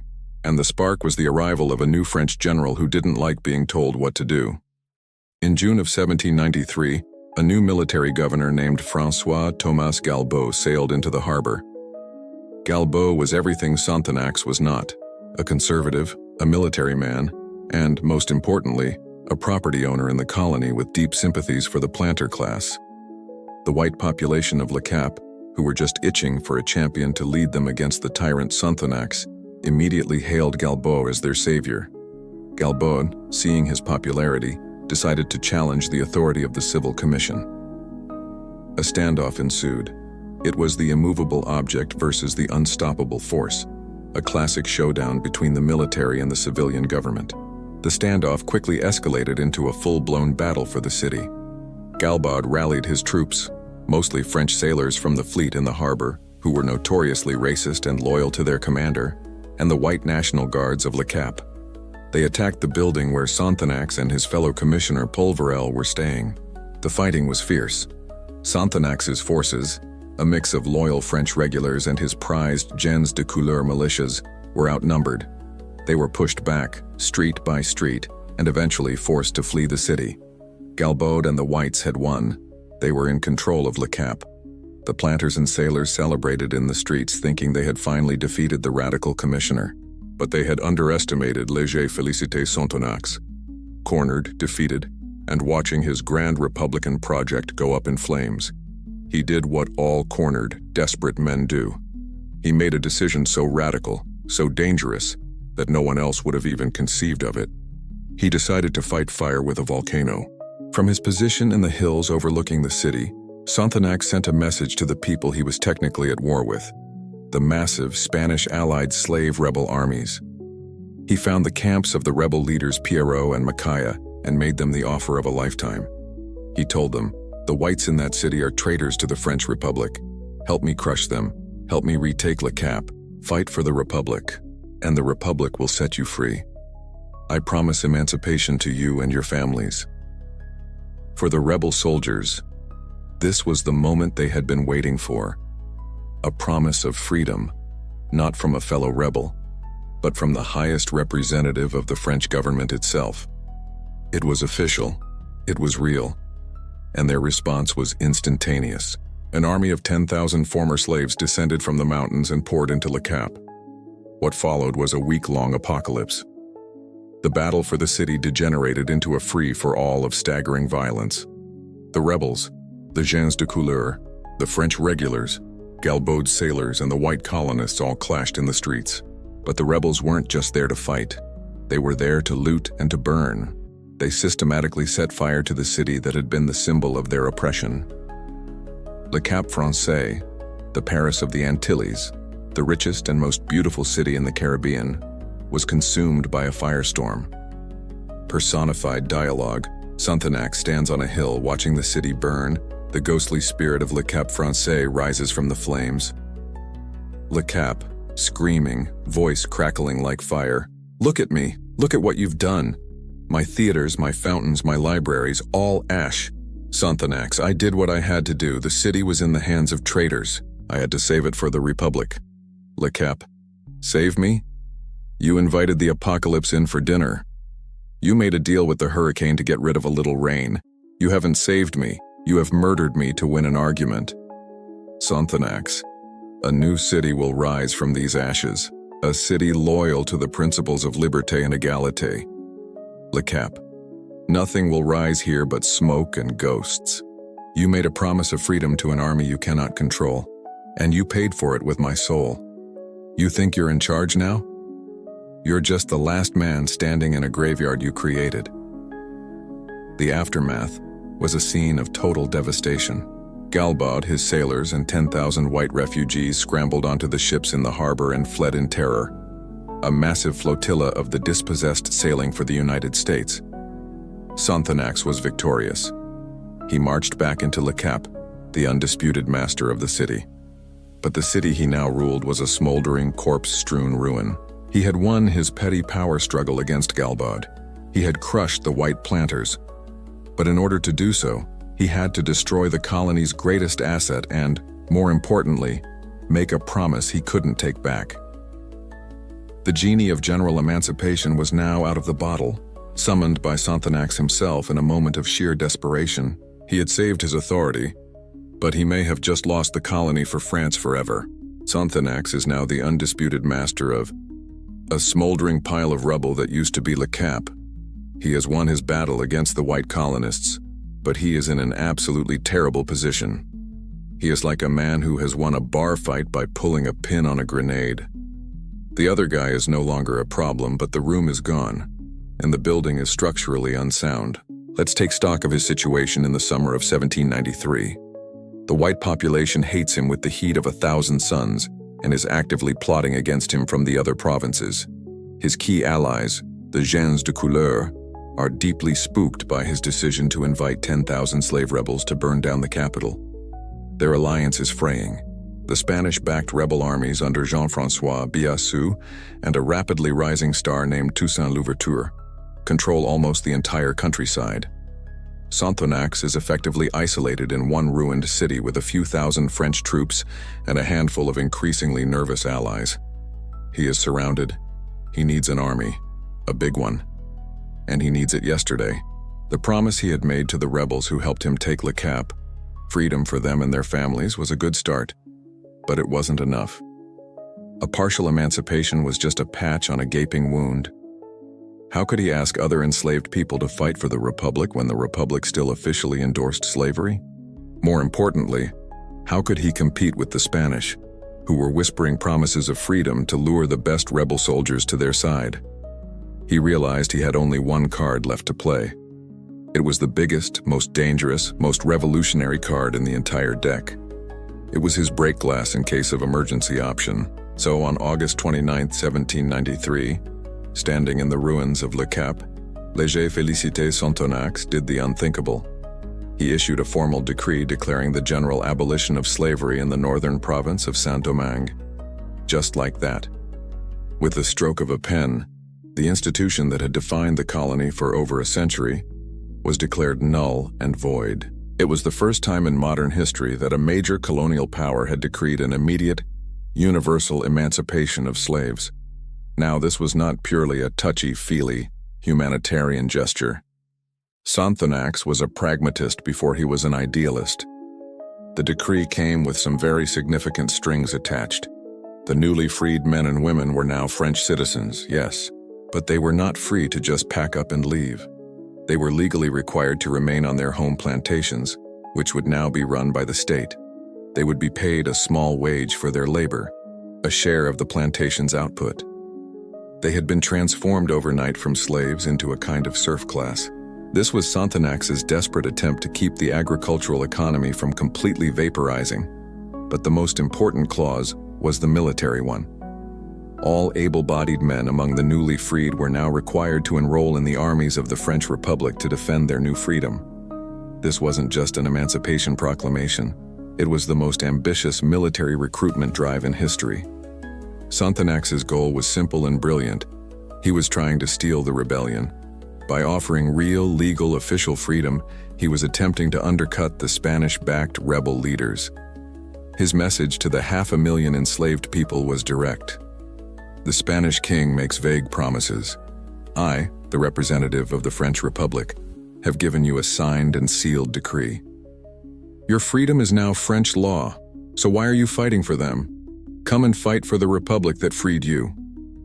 Personified dialogue. Sonthonax stands before the spectral figure of slavery. Sonthonax, it's over. I'm signing the decree. You are abolished. I am killing you to save the republic. Slavery. Laughs, a dry rattling sound like chains. Killing me? You fool. You think you control this? You are not my master. You are just another desperate man reacting to events you cannot comprehend.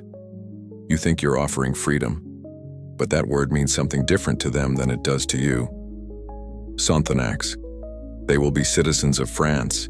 They will fight for the nation that gave them their liberty. Slavery. They will fight for themselves. You have not given them freedom. You have merely confirmed that it is theirs for the taking. You think this decree makes them your soldiers. You are wrong. It makes them their own soldiers. You haven't saved your republic. You've just armed your replacement. The meta-commentary here is on the explosive mixture of idealism and desperation. Sonthonax's decree was, without a doubt, one of the great leaps forward for human rights in the 18th century. But it was a leap he was pushed into making. He abolished slavery because he had run out of other options. It was a Hail Mary pass, a desperate gamble to raise an army, save the colony, and salvage his own political skin. He was a true believer in the revolution, yes, but he was also a cornered political animal. He pressed the big red button of abolition because it was the only button left. He thought he was harnessing the power of emancipation for the glory of France. He had no idea that he had just lit the fuse on a rocket that would carry Saint-Domingue, and one man in particular, to a destination he could never have imagined. Sonthonax has just played his trump card. He has abolished slavery, hoping to create a massive army of loyal Black Republican citizens to save the colony for France. It's a bold, revolutionary gamble. It's also a move that sends a very clear signal to the rest of the Caribbean. The French have lost control. The house is on fire. The owners are fighting each other, and the doors are wide open. And when there's chaos, weakness, and an obscene amount of money lying around for the taking, you can be sure of one thing. The British are about to show up. Great Britain had been watching the implosion of Saint-Domingue with the keen predatory interest of a shark smelling blood in the water. Britain and revolutionary France were now in a full-blown, knockdown, drag-out war across Europe. For Britain, the French colony wasn't just a humanitarian disaster. It was a strategic and economic opportunity of almost unimaginable proportions. Job number one was to hurt France, and taking away its single greatest source of wealth would be a devastating blow. Job number two, and this was the really juicy part, was to steal that source of wealth for themselves. Imagine adding the productivity of Saint-Domingue to the British Empire. It was a colonialist's fever dream. And they didn't even have to break down the door. They were invited in. Remember the thousands of white planters who fled the burning of Le Cap with General Galbaud? They didn't just sail off to retire quietly. They sailed to the nearby British colony of Jamaica and to the United States, and they began a frantic lobbying campaign. A delegation of these French planters formally approached the British authorities and made a simple, treasonous offer. Please, invade Saint-Domingue. We, the rightful owners of the colony, will swear allegiance to King George III. All we ask in return is that you protect our property and, this is the important part, restore slavery. Get rid of that madman Sonthonax and his emancipation decree, and the richest colony in the world is yours. For the British, this was perfect. They got to look like they were restoring order at the request of the local authorities, all while executing a hostile takeover. So in September 1793, just a few weeks after Sonthonax's emancipation decree, a British fleet sailed from Jamaica and landed troops in the southern and western ports of Saint-Domingue. They were greeted as liberators by the French planters, who immediately raised the British flag over their towns. The British were here, and they had one simple counter-revolutionary goal: to crush Sonthonax, tear up his abolition decree, and put the chains back on every single person he had just freed. The chessboard, which was already a nightmarish mess, just had a whole new set of pieces dumped on it. The conflict was now a three-way international cluster brawl. You had the French Republicans led by Sonthonax, whose army was now composed almost entirely of newly freed slaves fighting for the radical idea of abolitionist France. You had the Spanish, who were backing the old guard rebel armies of Jean-François and Biassou and Toussaint Louverture, fighting under the banner of the Spanish king. And now you had the British, allied with the treasonous French planters, fighting to restore slavery under the British flag. It was three European empires, all at war with each other, all trying to conquer the same burning colony, each backing a different local faction. Personified dialogue, Great Britain and Spain huddle over a map of Saint-Domingue like vultures. Britain sips tea looking smug. Awfully messy over there, isn't it? Such a shame to see a perfectly profitable slave colony go to waste. Don't you worry though. I'm here to restore a bit of good old-fashioned order, and naturally the principles of sound commerce. Spain narrows its eyes. Your order looks suspiciously like you trying to steal France's wallet while he's having a seizure. Those are my rebels you're planning to fight. Britain. Oh no, my dear chap, I have no quarrel with your rebels. I'm fighting the French Republicans and their rebels. My allies, the French planters, assure me we can all get along. We both want the French out after all. We can cooperate. For now. Spain. Cooperate. Right.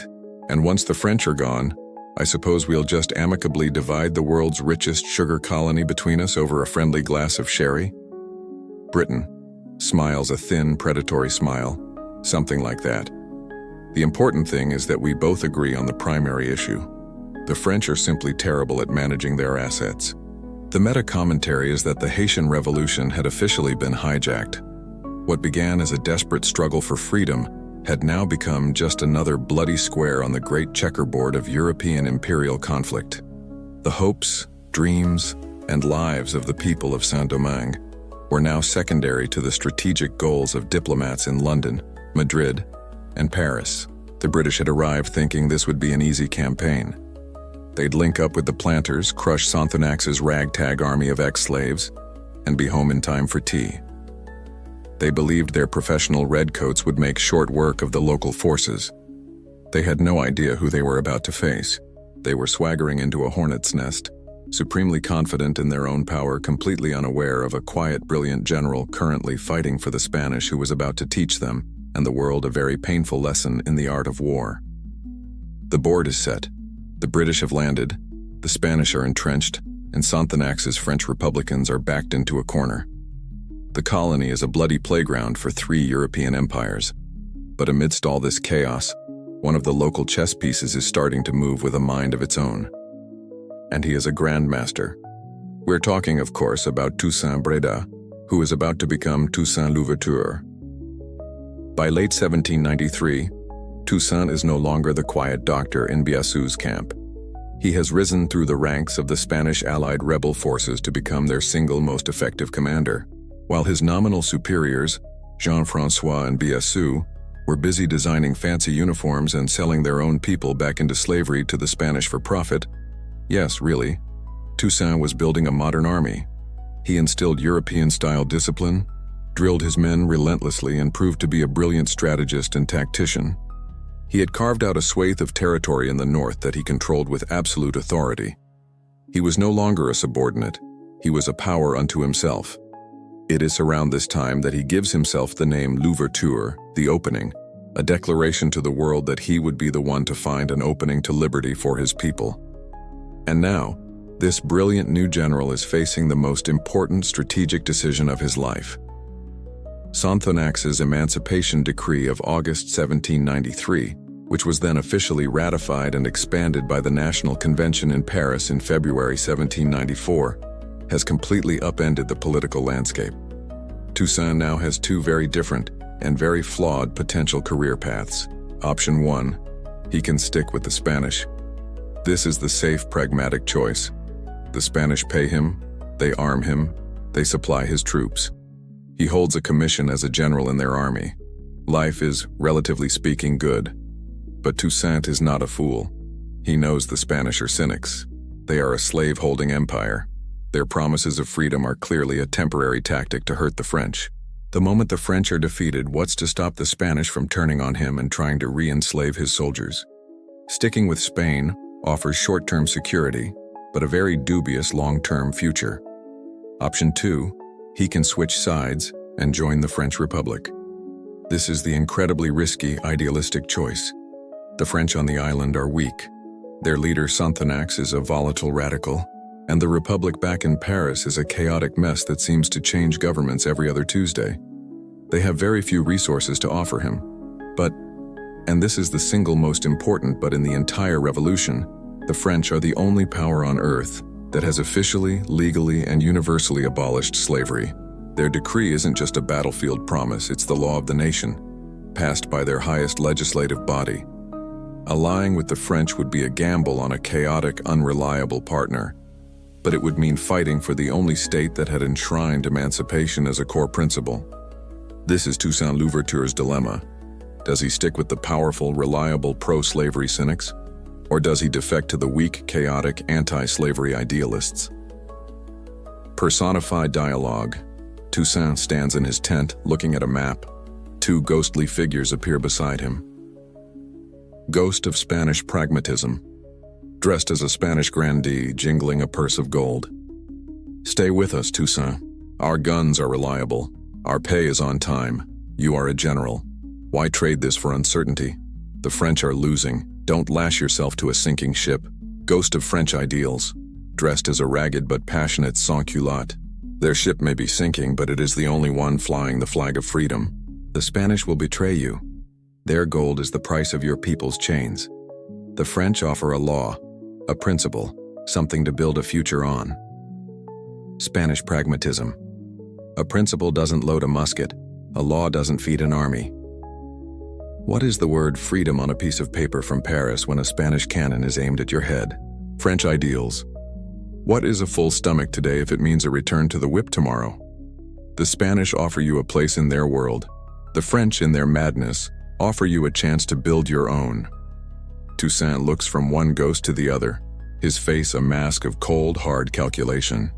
The meta-commentary here is on the emergence of true statesmanship, while the great powers of Europe are clumsily maneuvering their imperial armies around, driven by centuries-old rivalries and naked greed. A former slave in a ruined colony is making a decision based on pure, long-term political strategy. Toussaint's choice wasn't about loyalty or revenge. It was a cold-blooded assessment of which path offered the best chance for the permanent, irreversible freedom of his people. He was weighing the value of guns and supplies against the power of a legal decree. He was looking past the current battles and trying to see the shape of the peace that would follow. While the Europeans were trying to win the colony, Toussaint Louverture was deciding how to build a nation. And the choice he was about to make would doom one empire and forge the destiny of another. While Toussaint Louverture is having his dark night of the soul, weighing pragmatism against principle, his current employers are starting to realize their brilliant galaxy brain strategy is coming apart at the seams. For 2 years, Spain's plan had been working flawlessly. Their policy of let's give our enemies rebelling slaves a mountain of guns and see what happens was paying huge dividends. The French colony was in ruins, French authority had collapsed, and Spanish-backed generals controlled most of the territory. The Spanish were feeling incredibly smug, but Sonthonax's emancipation decree, and especially its official confirmation by the government in Paris, had just turned their beautiful, simple strategy into a pretzel of logical contradictions. Suddenly, Spain was in the most awkward position imaginable. Here they were, the very Catholic, very monarchist, very pro-slavery Spanish Empire, acting as the primary military sponsor for an army of black revolutionaries. And who were they fighting against? The godless, king-killing French Republic, which had just become the first major nation in the world to officially and legally abolish slavery. The ideological script had been completely flipped. The French were now the liberators. The Spanish were now the ones suspiciously trying to lead an army of ex-slaves into battle for a king who still owned thousands of slaves elsewhere. You could almost hear the gears grinding in the heads of the black soldiers in the Spanish Allied camps. The Spanish had recruited them with whispers of freedom, but now the French were shouting it from the rooftops and printing it on official documents. The moral high ground, which Spain had cynically pretended to occupy, had just been conquered by their enemy. The Spanish governor could no longer plausibly say, "Fight for us and you will be free." The obvious response was, "Why? The French have already freed us. What exactly is your counteroffer? Slightly more freedom? Freedom plus?" This wasn't just a philosophical problem. It had real military consequences. The French Republicans under a general named Lavaux, who was now in command after Sonthonax had been recalled to France, began a concerted propaganda campaign. They sent messages to the black soldiers in the Spanish ranks saying, "Brothers, the Republic has made you citizens. Why do you shed your blood for a king who would see you in chains? Come and fight for the nation that recognizes your humanity." And it started to work. Desertions from the armies of Jean-François and Biassou began to tick upward. The Spanish were losing the loyalty of their own proxy army. Their relationship with their star general, Toussaint Louverture, was also becoming incredibly tense. The Spanish commanders recognized his military genius and relied on him for their most important victories, but they also deeply distrusted him. He was too ambitious, too independent, too popular with his men. They saw him not as an equal, but as an uppity tool that was becoming difficult to manage. They showered him with honors, a fancy uniform, a ceremonial sword, the title of Don, but they refused to give him what he really wanted: a clear, unambiguous promise of general emancipation for his people, and a real say in the future of the colony. They treated him with a condescending, racist paternalism, completely failing to understand that he was a statesman in the making. While the more pliable leaders like Jean-François and Biassou were content with their Spanish gold, Toussaint was playing for much higher stakes, and the Spanish had nothing left to offer him. Personified dialogue. Spain is reviewing its quarterly reports for the Saint-Domingue operation. The ghost of its own strategy appears, looking annoyed. Spain. Ah, excellent. General Biassou reports he has captured another French outpost. My plan is proceeding perfectly. Ghost of strategy. Is it?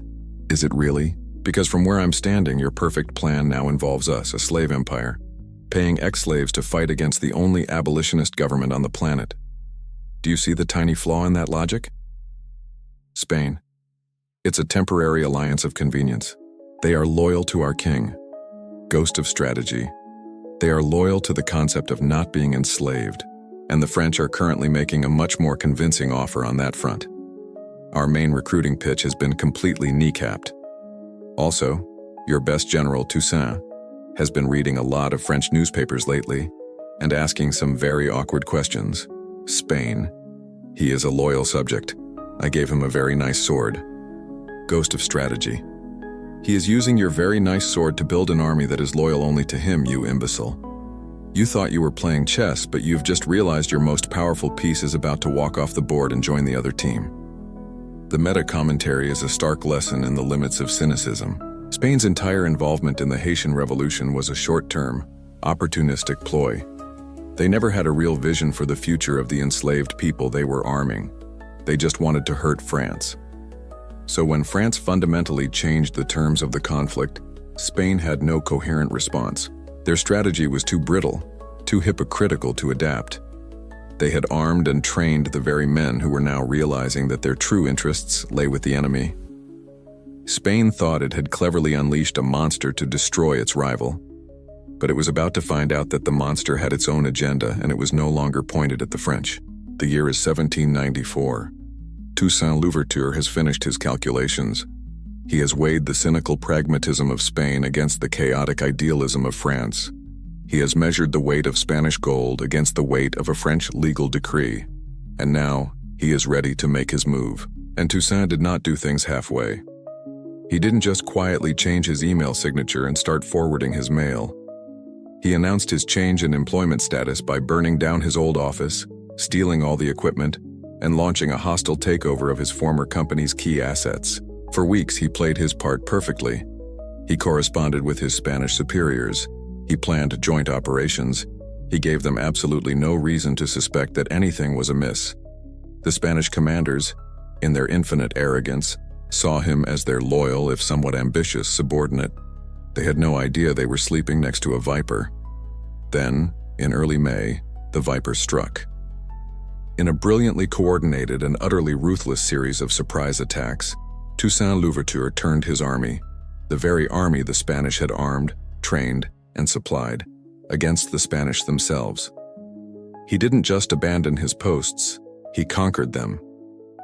His disciplined columns of soldiers, moving with a speed and precision the Spanish could not comprehend, stormed the Spanish-held towns and forts across the north that he had, until recently, been tasked with defending. He captured his former Spanish colleagues. He seized their cannons, their stockpiles of ammunition, and all their supplies. In the space of a few weeks, he single-handedly dismantled the entire Spanish war effort in the north of the colony, driving his former allies out of his territory in a state of panicked confusion. It was a masterclass in military audacity. He didn't just defect, he gutted his former employer on his way out the door. With the Spanish reeling from his betrayal, Toussaint sent a letter to the beleaguered French general Etienne Lavaux. Lavaux, a staunch Republican, was holed up in Port-de-Paix, desperately trying to hold the last vestiges of French territory against the combined onslaught of the British and the Spanish. He was on the verge of total defeat. And then he receives a letter from the enemy's best general. It says, in essence, "Hello there. You may have noticed that the Spanish are suddenly having a very bad month. That was me. I have decided that the King of Spain does not have a future in this colony. The French Republic, however, by abolishing slavery, has shown itself to be the true friend of my people. I and my army of 4,000 disciplined soldiers would like to join you. Together, we will drive the Spanish and the British into the sea and make liberty and equality reign." For General Lavaux, this was nothing short of a miracle. It was as if, in the final quarter of a losing Super Bowl, the other team's star quarterback suddenly ran into your huddle and offered to play for you. He didn't hesitate. He joyfully accepted Toussaint's offer, formally commissioning him as a general in the army of the French Republic. Overnight, the French cause went from hopeless to has a fighting chance. They had just gained the most formidable military force on the island, led by the most brilliant commander. Toussaint Louverture was now fighting for the tricolor. Personified dialogue. The spirit of loyalty appears before Toussaint, looking furious. Loyalty. Traitor. You gave your word to the Spanish king. You accepted his commission, his uniform, his pay. You have betrayed your oath. Toussaint, calmly cleaning his sword. You mistake the object of my loyalty. I did not swear an oath to a man in Madrid I have never met. I swore a silent oath on the night of the first fires, an oath to my people. My loyalty is to their freedom and to nothing else. Loyalty, but you used them. You took their guns and their training. Toussaint, I accepted payment for my services. They paid me in guns, and I paid them back in victories against their enemy, the French. The contract is fulfilled. But now their interests and the interests of my people are no longer aligned. The French, in their madness, have aligned their flag with my cause, and so I will align my army with their flag. Loyalty. That is not loyalty. That is opportunism. Toussaint. When the fate of a nation is at stake, opportunism in the service of liberty is the highest form of loyalty. I am not betraying an oath. I am fulfilling one. The meta-commentary is that this was the moment Toussaint Louverture seized control of his own destiny and the destiny of the revolution. He was no longer a pawn in a European game. He was now a kingmaker, choosing which empire he would deign to ally with based on his own grand strategy. His spectacular betrayal was, in fact, an act of supreme fidelity to his one unwavering goal: universal emancipation. He demonstrated that he was willing to be pragmatic, ruthless, and unsentimental in pursuit of that goal. He would ally with anyone, royalist, republican, even his former masters, if it served the cause of freedom. By turning his coat, Toussaint had turned the tide of the entire war. The French Republic was back in the game, and it now possessed a weapon that neither the Spanish nor the British had ever accounted for. A general of genius who was fighting for a cause far more powerful than any king's decree or colonial charter. Toussaint Louverture has switched teams. The French Republic, on the brink of being snuffed out in its most valuable colony, has just been given a new lease on life. And Toussaint is not the kind of general who believes in a long orientation period. He gets to work immediately. His first order of business: systematically dismantling the empires of the two most powerful nations on earth, using the very soldiers they had in one way or another helped to create. First, he turns his full attention to his former employers, the Spanish. Working in tandem with his new boss, the French General Laveau, Toussaint unleashes a military blitzkrieg. The Spanish forces, already reeling from his initial betrayal, are completely unprepared for the ferocity and strategic brilliance of his offensive. His army, a hardened core of disciplined veterans loyal to him, moves with a speed that defies European military doctrine. They know the terrain. They are immune to the diseases that are beginning to ravage the Spanish regulars, and they are fighting with the fervor of men who have just had their freedom legally recognized. The other black generals still loyal to Spain, Jean-François and Biassou, are now on the back foot, looking like yesterday's news. Their soldiers, seeing that Toussaint is fighting for the official abolitionist French Republic, begin to desert them in droves, flocking to join the man who is fighting for a cause, not just a paycheck. Within a year of his defection, Toussaint has effectively shattered the Spanish position in Saint-Domingue. He drives them back across the border, town by town, fort by fort. The grand Spanish plan to steal the colony has ended in a humiliating, catastrophic failure, orchestrated by the very man they had considered their greatest weapon. With the Spanish largely dealt with, Toussaint turns his attention to the other invaders, the British. The British are a much tougher nut to crack. They are better supplied, control key coastal ports, and are backed by the all-powerful Royal Navy. They are also allied with the French planters, giving them a foothold in the colony. But the British have a far more deadly enemy than Toussaint's army, the island itself. Saint-Domingue is a hotbed of tropical diseases, especially yellow fever, to which the newly arrived European soldiers have no immunity. The British redcoats begin dying in apocalyptic numbers. For every one soldier they lose in combat, they lose 5, 6, sometimes 10 to disease. The colony quickly earns a new nickname among the British troops, the soldiers' graveyard. Into this meat grinder, Toussaint wages a masterful war of attrition. He avoids decisive, large-scale battles where British professionalism might win out. Instead, he uses his superior knowledge of the mountainous interior to launch raids, ambush columns, and cut supply lines. He bleeds them, slowly and systematically. He forces them to garrison towns where their soldiers just sit around and die of fever. The British have conquered a few coastal cities, but they are trapped in them, unable to project power into the interior where Toussaint is king. The mighty British Empire, the conqueror of India and North America, is being brought to its knees by a combination of mosquitoes and the strategic genius of a former slave.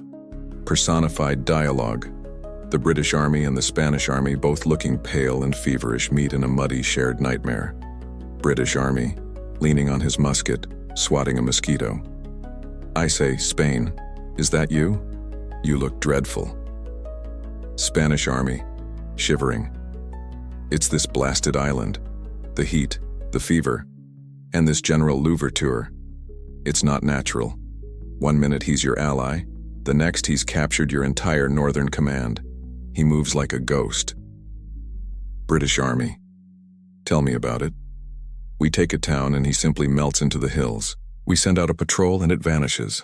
My men are dying faster than we can ship them in. I came here for glory and sugar profits. All I've found is malaria and misery. Spanish Army. He was our best general. We gave him everything, and he used it all to destroy us. British Army. A bit of a thankless chap then, well, chin up. At least we're fighting for a noble cause, restoring the property rights of French slavers. Terribly motivating for the men, I assure you. Now, if you'll excuse me, I think I need to go lie down for a month, or possibly forever. And here's the most mind-bendingly ironic part of it all. This entire heroic defense of the French Republic is being conducted almost entirely by non-Frenchmen, with little to no help from France. Back in Paris, they are consumed with their own psychodrama. Robespierre and the Reign of Terror are followed by the Thermidorian reaction. They are executing each other, changing governments and fighting massive wars against all of Europe. They have barely a moment to think about their far-flung colony. The letters from General Laveaux, praising Toussaint as the savior of the Republic, are read by politicians who have no idea who Toussaint is or what is truly happening. The most effective defense of the ideals of the French Revolution is being carried out by an army of black former slaves led by a black general, who are defeating the armies of Britain and Spain in the name of a distant, distracted republic that barely even knew they existed. The people who were once the property of the colony had become its sole defenders. The dust is starting to settle, and the political landscape of Saint-Domingue is unrecognizable. The old world has been burned to the ground, and from the ashes, a new and unprecedented power structure has emerged. The Spanish have been so thoroughly thrashed that in 1795, as part of a peace treaty with France back in Europe, they agreed to just give up their side of the island entirely. They're out. The old rebel leaders who had sided with them, Jean-François and Biassou, fade into irrelevance and exile. The mighty British army is penned up in a few miserable coastal towns, losing 1,000 men a week to yellow fever, their glorious invasion having turned into a disastrous and expensive quagmire. The French Republic, by all accounts, has won. But France hasn't won anything. Toussaint Louverture has. Through his military genius, his political maneuvering, and the sheer discipline of his army of former slaves, Toussaint has become the most powerful man in the colony. The official French governor, General Laveaux, knows it. Everyone knows it. In a telling episode, some resentful gens de couleur officials in Le Cap, angry at Laveau's clear favoritism for Toussaint, managed to arrest and imprison the governor. Toussaint's response? He marches 10,000 of his troops to the city gates and politely suggests they release his boss. Laveaux is freed immediately. In gratitude and in recognition of the undeniable reality of the situation, Laveaux proclaims Toussaint Louverture the lieutenant governor of Saint-Domingue. The title is just a formality. Toussaint is now the de facto ruler. He is the indispensable man. The French government in Paris can't get rid of him. Without him, the colony would immediately fall to the British. The black population adores him as their liberator and protector. He begins to rule not just as a general, but as a statesman. He knows that a nation of free people cannot survive on glory alone. It needs an economy. In a controversial and pragmatic move, he begins to rigidly enforce a new labor system, compelling the newly freed citizens to return to the plantations to work for a wage. Freedom, he argues, does not mean anarchy. To rebuild, they must produce. He even invites some of the more competent white planters who had fled to return, offering them protection in exchange for their expertise in running the sugar and coffee estates. His vision is for a new Saint-Domingue, disciplined, multiracial, prosperous, and fiercely loyal to him. The transformation is complete. The men and women who just 4 years earlier had been bought and sold like cattle had produced a leader who now dictated terms to the great powers of Europe. The whip has been broken, the masters have been humbled, and the old order has been shattered beyond repair. The French flag still flies over the colony, but it is a flag of convenience. The true power on the island is a 50-year-old black general who had spent most of his life as a slave. Personified dialogue, a weak, staticky long-distance call between France and Toussaint Louverture.